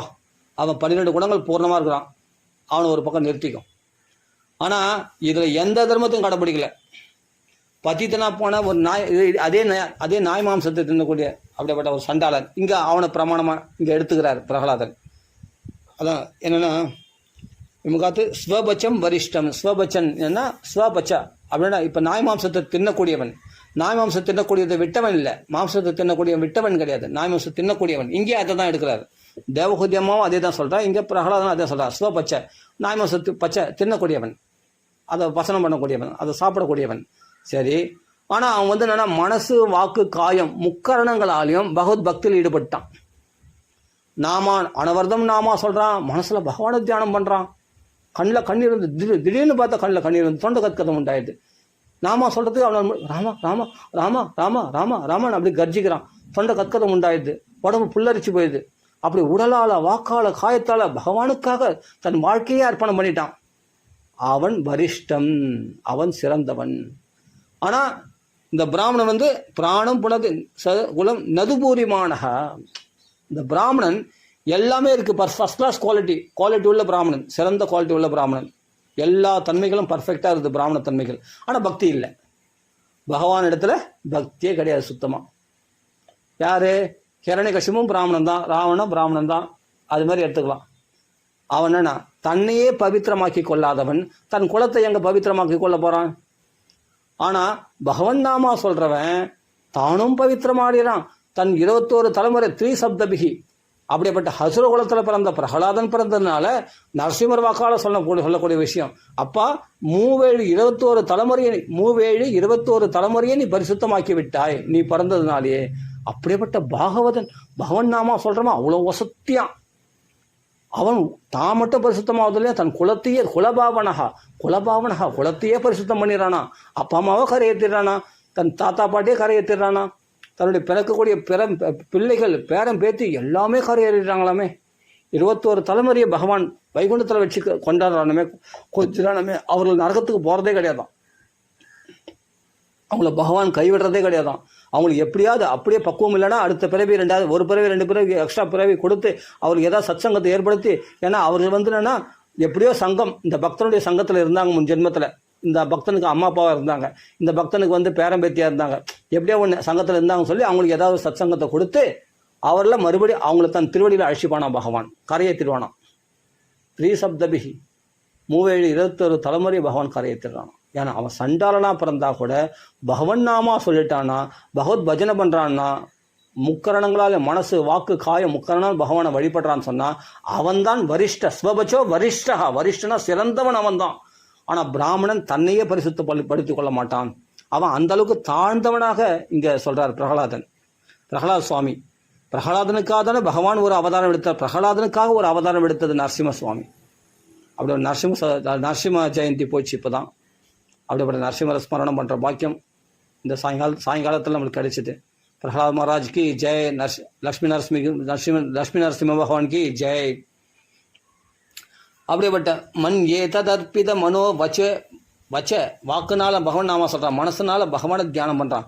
ஹிதார்த்திதாய பிராணம் புனாதி, தன் உயிரையே பகவானுக்காக அர்ப்பணம் பண்ணிட்டான். அவன்தான் புனாதி பூரிவான், அவன்தான் தன் குலத்தையே பாவனமாக்கிட்டான். தானும் பரிசுத்தமாகறான், தன் குலத்தையும் பாவனமாக்கிறான் பரவன். ஆனால் இந்த பிராமணன் எதுக்கும் தகுதி இல்லை, பகவத் பக்தி இல்லாத பிராமணன் என்னத்தை சொல்கிறது? அவன் தன்னையே பரிசுத்தப்படுத்திக்கிறது இல்லை, தன்னையே நரகத்துக்கு தள்ளிக்கிறான். அப்படி தானே போயிட்டான், கெட்டு போயிட்டானுங்க அசுரர்கள்லாம். பிராமண குலத்தில் பிறந்து அசுரர்களாக போயிட்டாங்களே. அசுரன்றது ஒரு ஜாதியில் இல்லை, அந்த குணத்தினால செயல்களால் குணத்தினால அசுரர்களாக போய்விட்டார்கள். ஹிரண்யகசிபுலாம் அப்படி தான் போயிட்டாங்க. என்ன பண்ணுறது? திதியினுடைய கர்ப்பத்தில் பிறந்தாங்க. திதி யார்? அதிதி யார்? அக்கா தங்கச்சி. அவங்க அசுரர்கள் தனியாக இதுவான்னு அவங்களுக்கு அக்கா தங்கச்சி. பிராமண தக்ஷனுடைய புத்திரிகள் அவங்களாம் இல்லையா? அப்படின்னும் போது பிரம்மதேவருடைய புத்திரிகள் அவங்களாம் வந்து பிராமண பெண்கள் தான் அவங்களாம். ஆனால் அவர்களுக்கு பிறந்தவங்க அசுரலாக போயிட்டாங்க. ஏன்னா குணத்தினால செயல்களாலையும் ஹிரண்யகசிபு ஹிரண்யாக்ஷன்லாம் அசுரலாக போய்விட்டார்கள். பகவான பக்தி பண்ணனாவே ராட்சசியும் ஆசுரியும் செய்வ மோகாசகா மோக கர்மனகா மோகஞான விச்சேதசகா ராட்சச. அவங்க வந்து அவங்களுடைய ஞானம் வேஸ்ட்டாக போயிடுமா, அவங்களுடைய கர்மானுஷ்டானம் வேஸ்ட்டாக போயிடும், அவங்களுடைய ஆசைகள்லாம் வந்து व्यर्थமாக போயிடுமா. ஏன்னா மோட்சத்துக்கு உதவாதான், அதெல்லாம் கட்சியில் அழிவுக்கு தான் அது உதவுமா அந்த ஆசைகள்லாம். மோகாசகா, அந்த ஆசைகள்லாம் மோகத்தை உண்டாக்கி அது என்னென்னா வீணாக போயிடும், அழிவை கொண்டு வந்து சேர்த்துடும். அவனுடைய ஞானமெல்லாம் அழிவு. அந்த ஞானத்தை வந்து என்னன்னா குறுக்கு வழியில் அந்த ஞானத்தை எப்படி வேதத்தெல்லாம் அத்தியனம் பண்ணா, தவசெல்லாம் அத்தியனம் பண்ணா, தவத்தெல்லாம் கடைப்பிடிச்சான். அந்த ஞானத்தை எதுக்கு பயன்படுத்தினா? தேவரில் போய் அடக்கி ஆள்றதுக்கும் அப்பாவி ஜனங்களை இம்சை பண்ணுறதுக்கும் பயன்படுத்தணும் அந்த ஞானத்தை. அப்போ மோக ஞானகா, அவனுடைய ஞானம் வியர்த்தமானது. அப்படியேப்பட்ட ஞான உபதேசம் பண்ணுறான் ஹிரண்யகசிபு. ஹிரண்யாக்ஷன் இறந்த பிறகு அவனுடைய ஹிரண்யாக்ஷனுடைய மனைவிகள்லாம் அப்படி போய் ஞான உபதேசம் பண்ணுறான். ஆனால் கட்சியில் அவனுக்கு அந்த ஞானம் பயன்படுது இல்லையே, தேகாபிமானத்தோடு தானே இருந்தான். 14 உலகத்தையும் கட்டியாண்டு கட்சியில் என்னன்னா எல்லாருடைய சாபத்தையும் பெற்றான். கடைசியில் அது அந்த ஞானமானது அவனுடைய அழிவுக்கு காரணமாச்சு. ஏன்னா ராட்சசியும் ஆசுரம் செய்வ பகவத் பக்தி இல்லைன்னு சொன்னால் அவனுடைய ஞானம்லாம் ராட்சச ஆசுர இயல்புகள் தான் உண்டாக்கிடுமா. அவனுக்குள்ள சக்திகள்லாம் அவனோட துஷ்ட சக்திகளாக அது செயல்பட ஆரம்பிச்சிடும். அவனுக்குள்ள இருக்கிற தெய்வீக சக்திகளாக துஷ்ட சக்திகளாக செயல்பட ஆரம்பிச்சிடும். அப்போ அவன் துஷ்டனாக மாறிடுவான், அசுரனாக மாறிடுவான், ராட்சசனாக மாறிடுவான், ஹிரண்யகசிபு ராவணன் போல. ஏன்னா பக்தி இல்லைன்னு சொன்னான். பக்தி இருக்கிறவன் எந்த ஞானம் இருக்குதோ, உனக்கு வேத அத்தியனம் பண்ணுறியோ இல்லையோ, உனக்கு சுதர்மத்தை கூட நீ கடைப்பிடிக்கலையோ இல்லையோ, அதெல்லாம் முக்கியமே இல்லை. நீ சண்டாரனாக இருந்தால் கூட மனசு வாக்கு காய் முக்கறனா பகவத் பக்தி பண்ணுறனா நீ தான் சிறந்தவன்டா படா. நீ தான் வந்து 37 தலைமுறையை கரையேற்றிட்ட, நீ உன்னை குலத்தையே நீ பரிசுத்தமாக்கிட்ட அப்படின்னு பிரகலாதன் சொல்கிறார். இன்னும் நிறைய பிரமாணங்கள் எடுக்கலாம், ஆனால் டைம் அவகாசம் இல்லைன்னு நினைக்கிறேன்.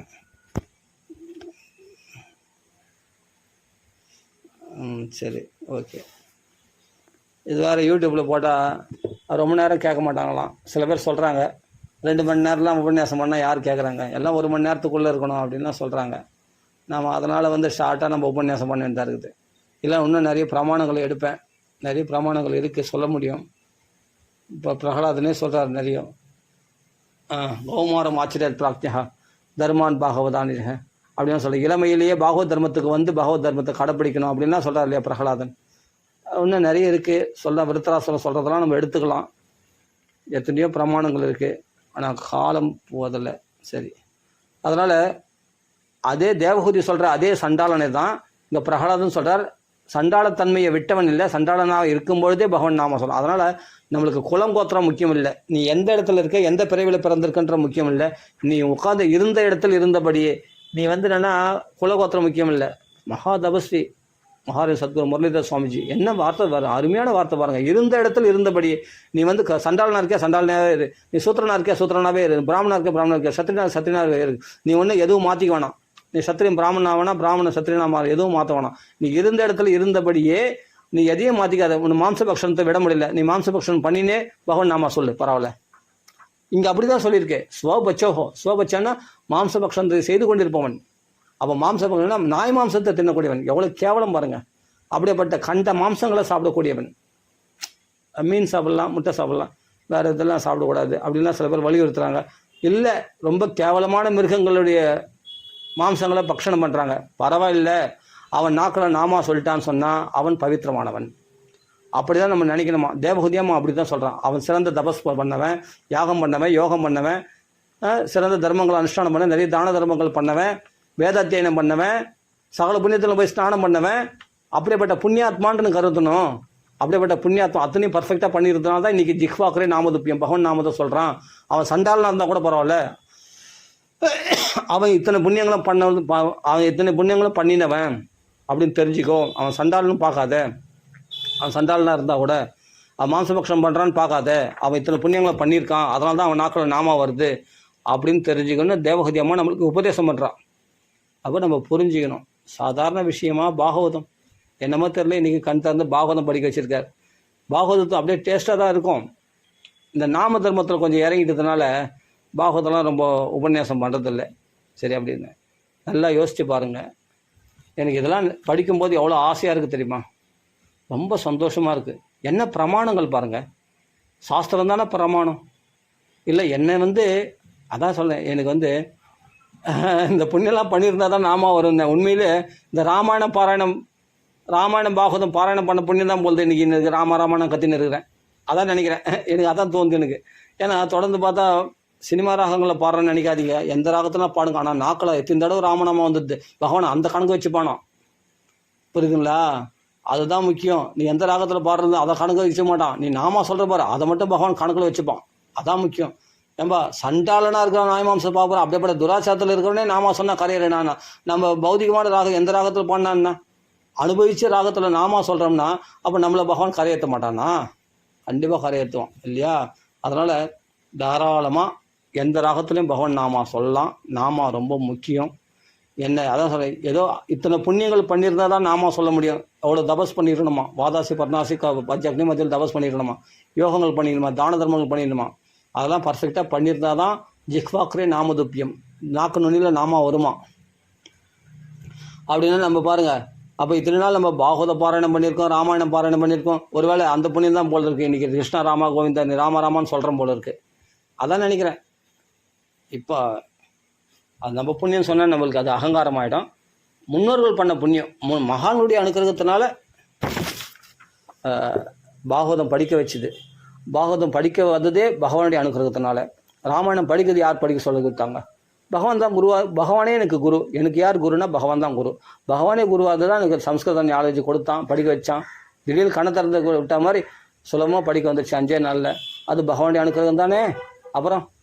அப்போ பாகவதம் படிக்க வச்சுருக்கான், ராமாயணம் படிக்க வச்சுருக்கான். அப்போ பாகவத ராமாயணம் படிக்க வச்சு அதனுடைய புண்ணியத்தினால நாமா சொல்ல வச்சுருக்கான். அப்படி தான் வரணும். ஏன்னா இன்றைக்கி நாமத்தில் இவ்வளோ ருச்சியாக நம்ம கீர்த்தனமாக பாடுறோம்னா நிறைய பாருங்கள் யூடியூப்பில் 5 நிமிஷம் 10 நிமிஷம் ஒரு அப்படின்னு நாமா அகண்ட நாமா அப்படிலாம் இஷ்டத்துக்கு நம்ம பாடியிருக்கோன்னா அதெல்லாம் பகவானுடைய அனுக்கிரகம். இந்த பாகவத ராமாயணம் பண்ணால் பாகவத ராமாயணம் பாராயணம் பண்ணால் என்ன பலன்னா, இதோ நாமா சொல்லி வச்சிருக்கே, பிரத்யக்ஷ பிரமாணமாக இருக்கு, நாமா சொல்லி வச்சிருக்கேன், போதுமே. இதை விட சிறந்த பலன் வேறு என்ன கிடைக்கணும்? பகவத் சாட்சாத்காரம் அது ரகசியம், அதை நம்ம சொல்லக்கூடாது. எல்லா ரகசியத்தையும் சொல்லக்கூடாது. பகவத் சாட்சாத்காரம் ஆயிடுச்சான்னு கேட்டால் அது சொல்ல முடியாது. அது அவங்கவுங்க அனுபவிச்சு தெரிஞ்சுங்க. நீங்கள் நாமா சொல்லுங்கள், உங்களுக்கு அந்த அனுபவம் ஏற்படும் போது நீங்களே மற்றவங்க சொல்ல மாட்டீங்க. அதெல்லாம் நம்ம சொல்லக்கூடாது. ஆனால் பகவன் நாமா வீண் போகாது. பகவன் நாமா கண்டிப்பாக பகவத் சாட்சாத்காரத்தை பிடிச்சி கொடுத்துரும். கண்டிப்பாக எல்லாமே கிடைக்கும் பகவன் நாமா சொன்னால். பகவத் அனுக்கிரகம் இல்லாமல் நாமா, இப்போ நாமா யார் சொல்லி கொடுத்துருந்தான்? பகவான் தான். ஆனால் எத்தனையோ நாம சிங்கத்துக்கு போயிருக்கேனே, என்ன அவங்கெல்லாம் சொல்லியிருக்காங்களே உபன்யாசம் தான். அந்த உபன்யாசம் கேட்டு எனக்கு வந்து ஃபிக்ஸ் ஆகலை, ஸ்திரமாகலை. நல்லா புரிஞ்சுங்க. நான் எவ்வளோ மகான்களத்தில் உபதேசம் வாங்கியிருக்கேன். மகான்களத்தில் உபதேசம், அதாவது உபதேசம்னா இது உபன்யாசம் கேட்டிருக்கேன், நிறைய உபன்யாசம் கேட்டிருக்கேன். கேட்டால் கூட எனக்கு அதில் வந்து அவங்க ஸ்திரமாக இப்படிலாம் கடைப்பிடிக்கணும்னு சொல்லுவாங்க. ஆனால் அதெல்லாம் எனக்கு கடைப்பிடிக்க மனசு வரவே வராது. எவ்வளோ ஏன் சில பேர்லாம் சொல்லியிருக்காங்க, இந்த ஒரு பாகவதம் படிக்கிறது நல்லது தான், இல்லைன்னு சொல்ல வரல. அதனுடைய சாரம் என்னன்னா பகவான் நாம சங்கீதம் தான்ப்பா, அதை பிடிச்சிக்கோன்னு எத்தனையோ தடவை சொன்னாங்க. நான் அப்போ கூட நான் என்ன பண்ணேன், இந்த காதில் வாங்கி அது சரிப்பா சரி சாமின்னு சொல்லிட்டு ஒத்துக்கிட்டு அந்த மகாலத்தில் அடுத்து அந்த மறுபடியும் என்ன வந்து பாகவத பாராயணம் தான் பண்ணுவேன், ராமாயண பாராயணம் தான் பண்ணுவேன். அப்போ என்னன்னா பகவானே வந்து திருத்தினா தான் என்னை திருத்த முடியுது. அப்போ இவ்வளோ மகான்கள் சொல்லி கூட நான் திருந்தலை. நான் நாம சங்கீதம் திருந்தலைன்னா நாம சங்கீதம் பண்ணுவேன், லைட்டாக பண்ணுவேன். பாகவத ராமாயணம் பிரதானமாக எடுத்துப்பேன். அப்படி பாராயணம் பண்ணியிருந்தேன். மகான்களாக சொல்லுவாங்க, தலையாட்டிப்பேன். ஆனால் வந்து எனக்கு புத்தி இதில் தான் போவோம். எனக்கு இதில் தான் ருச்சியாக இருக்குது. பாகவத ராமாயணம் பாராயணம் பண்ணிட்டான் நான் என்ன பண்ணுறது? அப்போ இதிலே ஈடுபட்டுனே இருந்தேன். பாகவத ராமாயணமே எத்தனை பாராயணம் பண்ணியிருக்கேன் பாருங்கள். மூல பாராயணம் பாகவத ராமாயணமே அத்தனை பாகவத ராமாயணம் மூல பாராயணம் பண்ணியிருக்கேன். கடைசியில் என்ன ஆச்சுன்னா பகவானாக பார்த்து தட்டி கொடுத்தான். போதுண்டாப்பா, நீ பாகவத ராமாயணம் பாராயணம் பண்ணு, போதும் யாரை கட்டிக்க, நீ மூட்டை கட்டிக்கா, நீ நாமா சொல்லு அப்படின்னு உட்கார வச்சிட்டான். இப்போ ராமான்னு கத்தின்னு கிடக்குறேன். அந்த ராமநாமத்தில் அவ்வளோ சுவை இருக்குது, டேஸ்ட்டாக இருக்குது, சுகமாக இருக்குது, உல்லாசமாக இருக்குது, உற்சாகமாக இருக்குது, சல்லாபமாக இருக்குது. சொல்லவே முடியாத தேன் அந்த ராமநாமம். அவ்வளோ தேன் அதில் அவ்வளோ வச்சுருக்கானே பகவானு. அவ்வளோ தேனாக இருக்கும் அதில், அவ்வளோ தேனாக இருக்கும் அந்த ராமநாமத்தில். இருக்குதே அனுபவிக்கிறோமே, ரொம்ப ஹாப்பியாக இருக்கே, ரொம்ப சந்தோஷமாக இருக்கே. அதான் ஆத்ம பிரசித்தி. ஆத்மாவை பூர்ண திருப்திப்படுத்தக்கூடியது பகவன் நாமம். சத்தியமான விஷயம் அது. கிருஷ்ண சம்பிரஷ்னா ஏனாத்மா சுப்பிரசித்தி. கிருஷ்ணனை பற்றிய பேச்சுக்கள், கிருஷ்ண நாமத்தை சொல்கிறது தான் ஆத்மாவை பூர்ண சந்தோஷமுடையதாக ஆகுமா. போதும்பா, மன தேவைகளை உடல் தேவைகளை மன தேவைகளை பூர்த்தி பண்ணது வரைக்கும் போதும்பா. என்னைக்கு தான் ஆத்மாவுடைய தேவையை பூர்த்தி பண்ண நாம சங்கீர்த்தனம் பண்ணும்போது ஆத்மாவுடைய தேவைகளை பூர்த்தி பண்ணுறேன். இப்போ தான் ஆத்ம பிரசித்தி, ஆத்மா பூர்ண சந்தோஷமுடையதாக ஆகிறதான். இந்த திருப்தி கிடைக்கணும். இந்த ஆத்மா புஷ்டிகி துஷ்டிகி ரொம்ப சந்தோஷமாக இருக்குது, ரொம்ப புஷ்டியாக துஷ்டி அந்த சந்தோஷமாக ஆத்மானந்தம் பெறுகிறது பாருங்கள் இந்த நாம சங்கீர்த்தனத்தினால. நீ எந்த ராகத்தில் பாருங்க, ஆனால் ருச்சிகரமான ராகத்தில் நீ பாடு நாமா சொல்லி பாருங்கள். நாமாவும் வசதி, ராகமும் சுவை. அப்படின்னா தேனோட கலந்த தெல்லமது போல சுவையை அருமையாக அனுபவிக்கலாம் நாம சங்கீர்த்தனம். அதனால் எல்லாரும் நாம சங்கீர்த்தனத்தை பிடிச்சிக்குங்க. அதுதான் இந்த பாகவதம் இப்போ நான் எடுத்தேன் பிரமாணமாக காட்டினதுக்காக தான். ஒரு சண்டாளன் கூட அவன் தன்னுடைய துராச்சாரத்தை விடாமல் பகவன் நாமா சொன்னால் கூட, நாய் மாம்சத்தை திட்டத்தை விடாமல் நாமா சொன்னால் கூட அவன் கரையேறிட்டான்னு சொன்னான். அஜாமலன் பிரமாணம். அப்படிப்பட்ட மாம்சபக்ஷணம் பண்ணியிருந்தான், வேசி கூட சேர்ந்து துஷ்ட சங்கத்தில் இருந்தான். ஆனால் நாமா சொன்னதுனால அந்த இடத்துல இருந்து அவன் கரையேறினான் பாருங்கள். இதுக்கு புண்ணியமான சாநித்தியம் உள்ள கோயில்களோ ஸ்தலங்களோ முக்கியம் இல்லை, பூஜை அறைகளோ முக்கியம் இல்லை. நீ எந்த இடத்துல லெட்டின், அதான் டாய்லெட்டில் கூட உட்காந்து பகவன் நாமா சொல்லலாம். புரியுதுங்களா?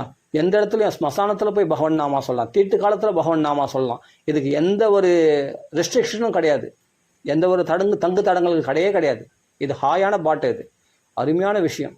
இதுதான் மகான்கள்லாம் வலியுறுத்திருக்காங்க. நான் என்ன பெருசாக சொல்ல, நான் சொன்னது கடுகளவு, அவ்வளோதான். மகான்கள்லாம் கடலளவு சொல்லியிருக்காங்க நிறைய விஷயங்களை. யோசிச்சு பாருங்கள். அஜாமலனும் அகலிதான் நம்மளுக்கு பிரமாணம். ஏன் கலியுகத்தில் வந்து சந்தன் தாதா சொல்லக்கூடிய குளம், பூரி ஜெகநாத்தில் குளத்தில், சந்தன் தாதான்ற குளத்தில் நாமகோமுதி அப்படிப்பட்ட லக்ஷ்மிதர கவியா அவர் அந்த இடத்துல வந்து என்னன்னா, ஒரு மிலேச்சனால் கெடுக்கப்பட்ட ஒரு ஸ்திரீயானவள் மகாபதிவிரதையாக சுமங்கலியாக அந்த சந்தன்தாதா குளத்திலிருந்து அப்படியே எழுந்து வந்தாள் இல்லையா.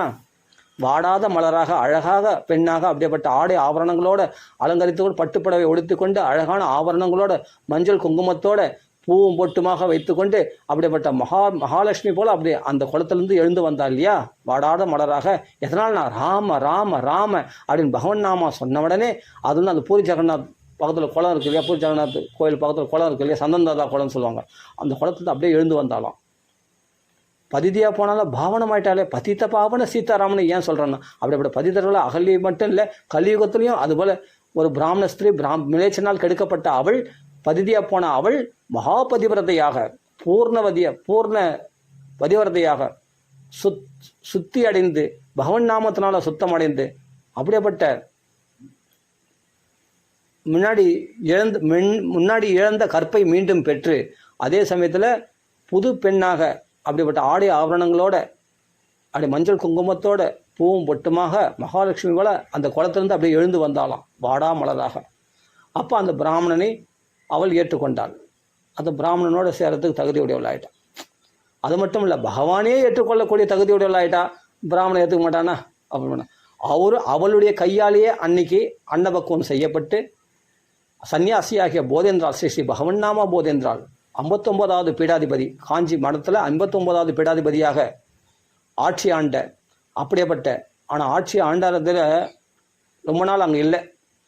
என்ன பண்ணார், கிராமமாக போய் ராமநாமத்தை பிரச்சாரம் பண்ண ஆரம்பிச்சிட்டார். போய் அங்கங்கே கிராமமாக அப்படியே மாற்றிட்டார். ஃபுல்லாக ராமநாம ஜபத்தை தீட்சையாக கொடுத்து எல்லாருக்கும் அந்த நாம தீட்சை கொடுத்து அந்த நாமத்தை சொல்கிறவங்க வீட்டில் தான் அவர் சாப்பிடுவார். நாமத்தை சொல்லாதவங்களே வீட்டில் சேகாதிக்க, அவன் பாகவதனே சன்னியாசியே இருந்தால் கூட அப்படின்னு சொல்லிட்டார். அப்போ அவருடைய உத்தரவின் பேரில் யாருன்னா சன்னியாசிகள் வந்தாங்கன்னா நாமா சொல்கிறவங்களா இருந்தால் அவங்களுக்கு சாப்பாடு போடுவாங்க, பிக்ஷை அளிப்பாங்க. இல்லைன்னா பிக்ஷை அளிக்க மாட்டாங்க. தயவுசெய்து ஏந்து போகிறாஜா அப்படின்ட்டு எழுந்து போன்னு சொல்ல வேணாம். நாமா சொல்கிறியா உட்காரு, நாமா சொல்லலையா நீ சன்னியாசியே ஆனாலும் அவங்களுக்கு பிக்ஷை அளிக்க மாட்டாங்க. அது மாதிரிலாம் பகவன் நாம போதேந்திரன் அப்படி போய் பிரச்சாரம் பண்ணியிருக்கார், நாமத்தை பிரச்சாரம் பண்ணியிருக்கார். அந்த ராம நாமத்தை நிறைய பேருக்கு தீட்சை கொடுத்துருக்கார், நாம தீட்சை. நிறைய பேர் ஜபமாலை கொடுத்து நாமத்தை நிறைய சொல்லியிருக்காங்க. அப்போ நிறைய நாம பிரச்சாரம் பண்ணியிருக்கார். ராமராமா போய் சும்மா மடத்துல இருந்து மட்டும் என்ன பண்ணுறது, லோகக்ஷேமத்துக்காக இப்படி அலைஞ்சிருக்காங்க மகான்கள்லாம். காஞ்சி மகாபிரிவா அப்படிப்பட்ட வெள்ளி காசு தங்க காசுலாம் கொடுத்துருக்கார் இல்லையா நாமத்துக்காக. நாம எழுதுறவங்களுக்கு எவ்வளோ பெரிய சேவைலாம் பண்ணியிருக்கார். அந்த நாம சங்கீதத்துக்காக அவ்வளோ சேவைகள் பண்ணியிருக்கார் அவர். நாம சங்கீதத்தை உற்சாகப்படுத்துவதற்காக நிறைய பேரை நாம சங்கீதத்தை புஷ்டிப்படுது. அங்கங்கே நாம சங்கீதத்தை ஏற்படுத்த சொல்லி நிறைய உபன்யாசகர்கள்லாம் வந்து வெறும் உபன்யாசம் பாகவத ராமாயணம் மட்டும் உபன்யாசம் பண்ணாதீங்க, நாம மகிமைகளை நிறைய சொல்லுங்கன்னு சொல்லிட்டு உற்சாகம் ஊக்குவித்ததே யாருன்னா காஞ்சி மகாபரிவா தான். காஞ்சி மகாபரிவா தான் இந்த நாம கிரந்தங்கள்லாம் நிறைய வெளியிடும்படி சொன்னது. அங்கங்கே இந்த நாம பிரச்சாரம் அங்கங்கே நடைபெறணும், அங்கங்கே நாம சங்கீர்த்தனம் மேலே நடக்கணும் அப்படின்னு அதிகமாக பாடுபட்டது மகான்கள்லாம். இப்படி காஞ்சி மகாபரிவா இல்லைன்னா இன்றைக்கி நாம சங்கீர்த்தனம் இவ்வளோ நடக்குமான்றதே டவுட்டு தான், சந்தேகம்தான். அப்படிப்பட்ட அவர் மூலமாக அவருடைய உத்தரவு பெற்று மகாலய பட்சத்தில் இன்னைக்கு ஸ்ரீ அண்ணா வந்து அந்த கோவிந்தபுரத்தில் அங்கே பகவன் நாம போதேந்திரா சித்தி அடைஞ்ச அந்த நாளை வந்து பெரிய உற்சவமாக கொண்டாடுறாங்க வருஷம் இல்லையா. நிறைய பெரிய பெரிய விஷயம்லாம் நடந்திருக்கு. அவர் எழுதின எவ்வளோ ஸ்தோத்திரங்கள், எவ்வளோ நாம சங்கீதத்துடைய மகிமைகள் உள்ள கீர்த்தனைகள்லாம் நிறைய எழுதியிருக்கார் இல்லையா அண்ணா. அதனால் வெளியில் நிறைய பாடுறாங்க, அங்கங்கே பஜனை எல்லாம் பாடுறாங்க. யோசிச்சு பாருங்கள், இந்த மகாத்மாக்கள் தான் நம்ம சாது விருட்சங்கள். இது குளிர்ந்த நிழலுக்கு தரக்கூடிய சாது விருட்சங்கள்லாம் இப்படி அண்ணா, மகாராணி சத்குரு முரளிதர் சுவாமிஜிகள், அப்படியே விட்டல்தாஸ் மகாராஜ், எவ்வளோ மகாத்மாக்கள். இந்த புண்ணியாத்மாக்களை ஸ்மரணம் பண்ணாலே நம்ம பாவம்லாம் போயிடும். அப்படியேப்பட்ட நாம சங்கீர்த்தன பாரர்கள் இவங்களாம், நாம சங்கீர்த்தன பாராயணர்கள் இவங்களாம். அப்படியேப்பட்ட பாகவதர்கள், பாகவத நிஷ்டர்கள், ஸ்ரீ பகவன் நாம போதேந்திரன். அப்படியேப்பட்ட அவங்கள பிடிச்சின்னு மும்மூர்த்திகள் சொல்லுவாங்க இல்லையா, பகவன் நாம போதேந்திரன், சத்குரு சுவாமிகள், ஐயாவாள்லாம் சொல்லுவாங்க இல்லையா, அவங்களாம். சரி, நிறைய சம்பிரதாயத்தில் இந்த பஜனை சம்பிரதாயத்தில் ஏற்படுத்தணும். அந்த நாம சங்கீதத்தை பிரதானமாக வச்சு பஜனை சம்பிரதாயத்தெல்லாம் இப்படி வகுத்து நம்மளுக்கு கொடுத்துருக்காங்க. நம்மளாம் கரையேறினதுக்காக இப்படிப்பட்ட மகாத்மாக்கள்லாம்.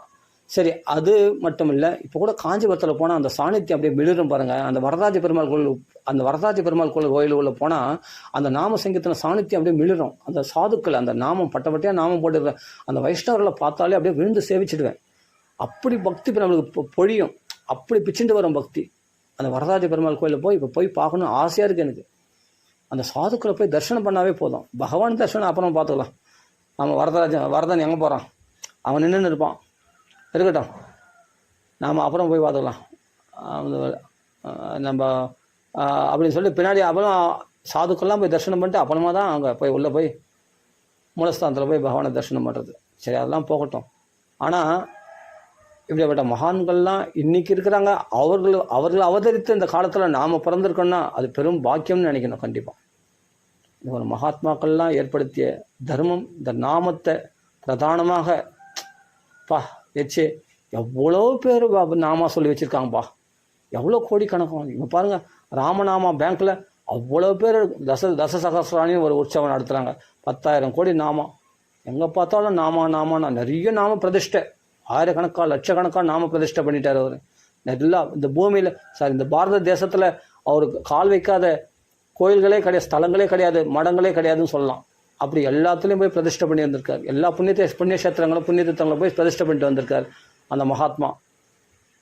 ராமநாமா மாமா, மாம்பலத்தில் இருக்கிற ராமநாம மாமா. அப்படிப்பட்ட நாமத்தை இப்படிலாம் பிரச்சாரம் பண்ணியிருக்காங்க மகான்கள். பிரச்சாரம் பண்ணிட்டு இருக்காங்க. அவர்களால் எவ்வளோ நாம சங்கீர்த்தன பரல்கள் இன்றைக்கி ஏற்படுத்தப்பட்டார்கள் யோசிச்சு பாருங்கள். அதில் அடியன் ஒரு கடுகளவு, ஒரு சின்ன ஒரு கடுகளவு, அதாவது ஒரு அணில் மாதிரி ஒரு தொண்டு செய்கிற பாக்கியம் அடியனுக்கு கிடைச்சிது. அதனால் இப்போ நாம சங்கீர்த்தனம் பண்ணி நம்ம யூடியூப்பில் போடுறோம். அவ்வளோதான். சரி, ஓகே. இப்போ நம்ம பூர்த்தி பண்ணிப்போம். ஏன்னா மகான்கள் இல்லைன்னு சொன்னால் நம்மளுக்கு தர்மங்களை தெரியறதுக்கு வாய்ப்பே கிடையாது. பகவானே எனக்கு குருவாக இருந்தாலும் அந்த பகவான் தானே இந்த மகான்களை காண்பிச்சு கொடுத்தான், இந்த மகான்களிடத்தில் போக அனுமதித்தான், அந்த மகான்களிடத்துலேருந்து பல விஷயங்களை கற்றுக் கொடுத்தான் பகவான் நேரடியாக வந்து கற்றுக் கொடுப்பான். ஆனால் மகான்கள் மூலமாக நம்மளுக்கு கற்றுக் கொடுத்தான். ஆனால் பகவானே குருவாக இருந்தாலும் பகவான் சில விஷயங்களை மகான்கள் கற்றுக் கொடுக்கறதுனால பகவானே நம்மளுக்குள்ள புந்தியில் வைத்தடி போட்டிருக்கின்றேன்னு சொல்கிற மாதிரி நம்ம ஞானத்தில் பகவான் ஞான தீபேன பிரகாசத்தேன்னு சொல்லக்கூடிய நம்ம புத்தி யோகம், நமக்குள்ள புத்தியில் வந்து பகவான் நம்ம ஞானத்தை கொடுத்து நம்மளுக்கு சில விஷயத்தை புரிய வைப்பான். மகானிடத்துலேருந்து கற்றுக்கிறது சில விஷயங்கள், பல விஷயங்கள் பகவானத்துலேருந்து கற்றுக்கிறது. பகவானே நம்ம ஹிருதயத்தில் புகுந்து நம்மளுக்கு நிறைய விஷயங்களை உணர்த்துவான். அப்படி தெரிய வச்சுட்டு எனக்கு எத்தனையோ விஷயங்களை தெரிய வச்சிருக்கான் பகவான். அப்படி புந்தியில் வைத்தடி போட்டுக்கிண்டு அப்படி நம்ம புத்தி யோகத்தை கொடுத்து நமக்குள்ள ஞானத்தை கொடுத்து பாகவதத்தை புரிய வைக்கிறான் பகவான். அதனால் பகவானே குருவாக இருந்ததுனால எனக்கு பெரிய லாபம். மகான்களும் கிடைச்சாங்க, பகவானும் கிடைச்சான், சிறந்த ஞானமும் கிடைச்சி, பாகவதமும் கிடைச்சி, ராமாயணம் கிடைச்சி, அதுக்கு மேலே எல்லாத்தோட வசத்தியான பகவான் நாமா கிடைச்சிது. இதை விட வேறு என்ன வேணும்? இதே மகான்கள் எத்தனையோ நாமத்தை பற்றி சொல்லியிருக்காங்க, அவனா கேட்கல. ஆனால் பகவான் உள்ளே புகுந்து என்ன பண்ணான்?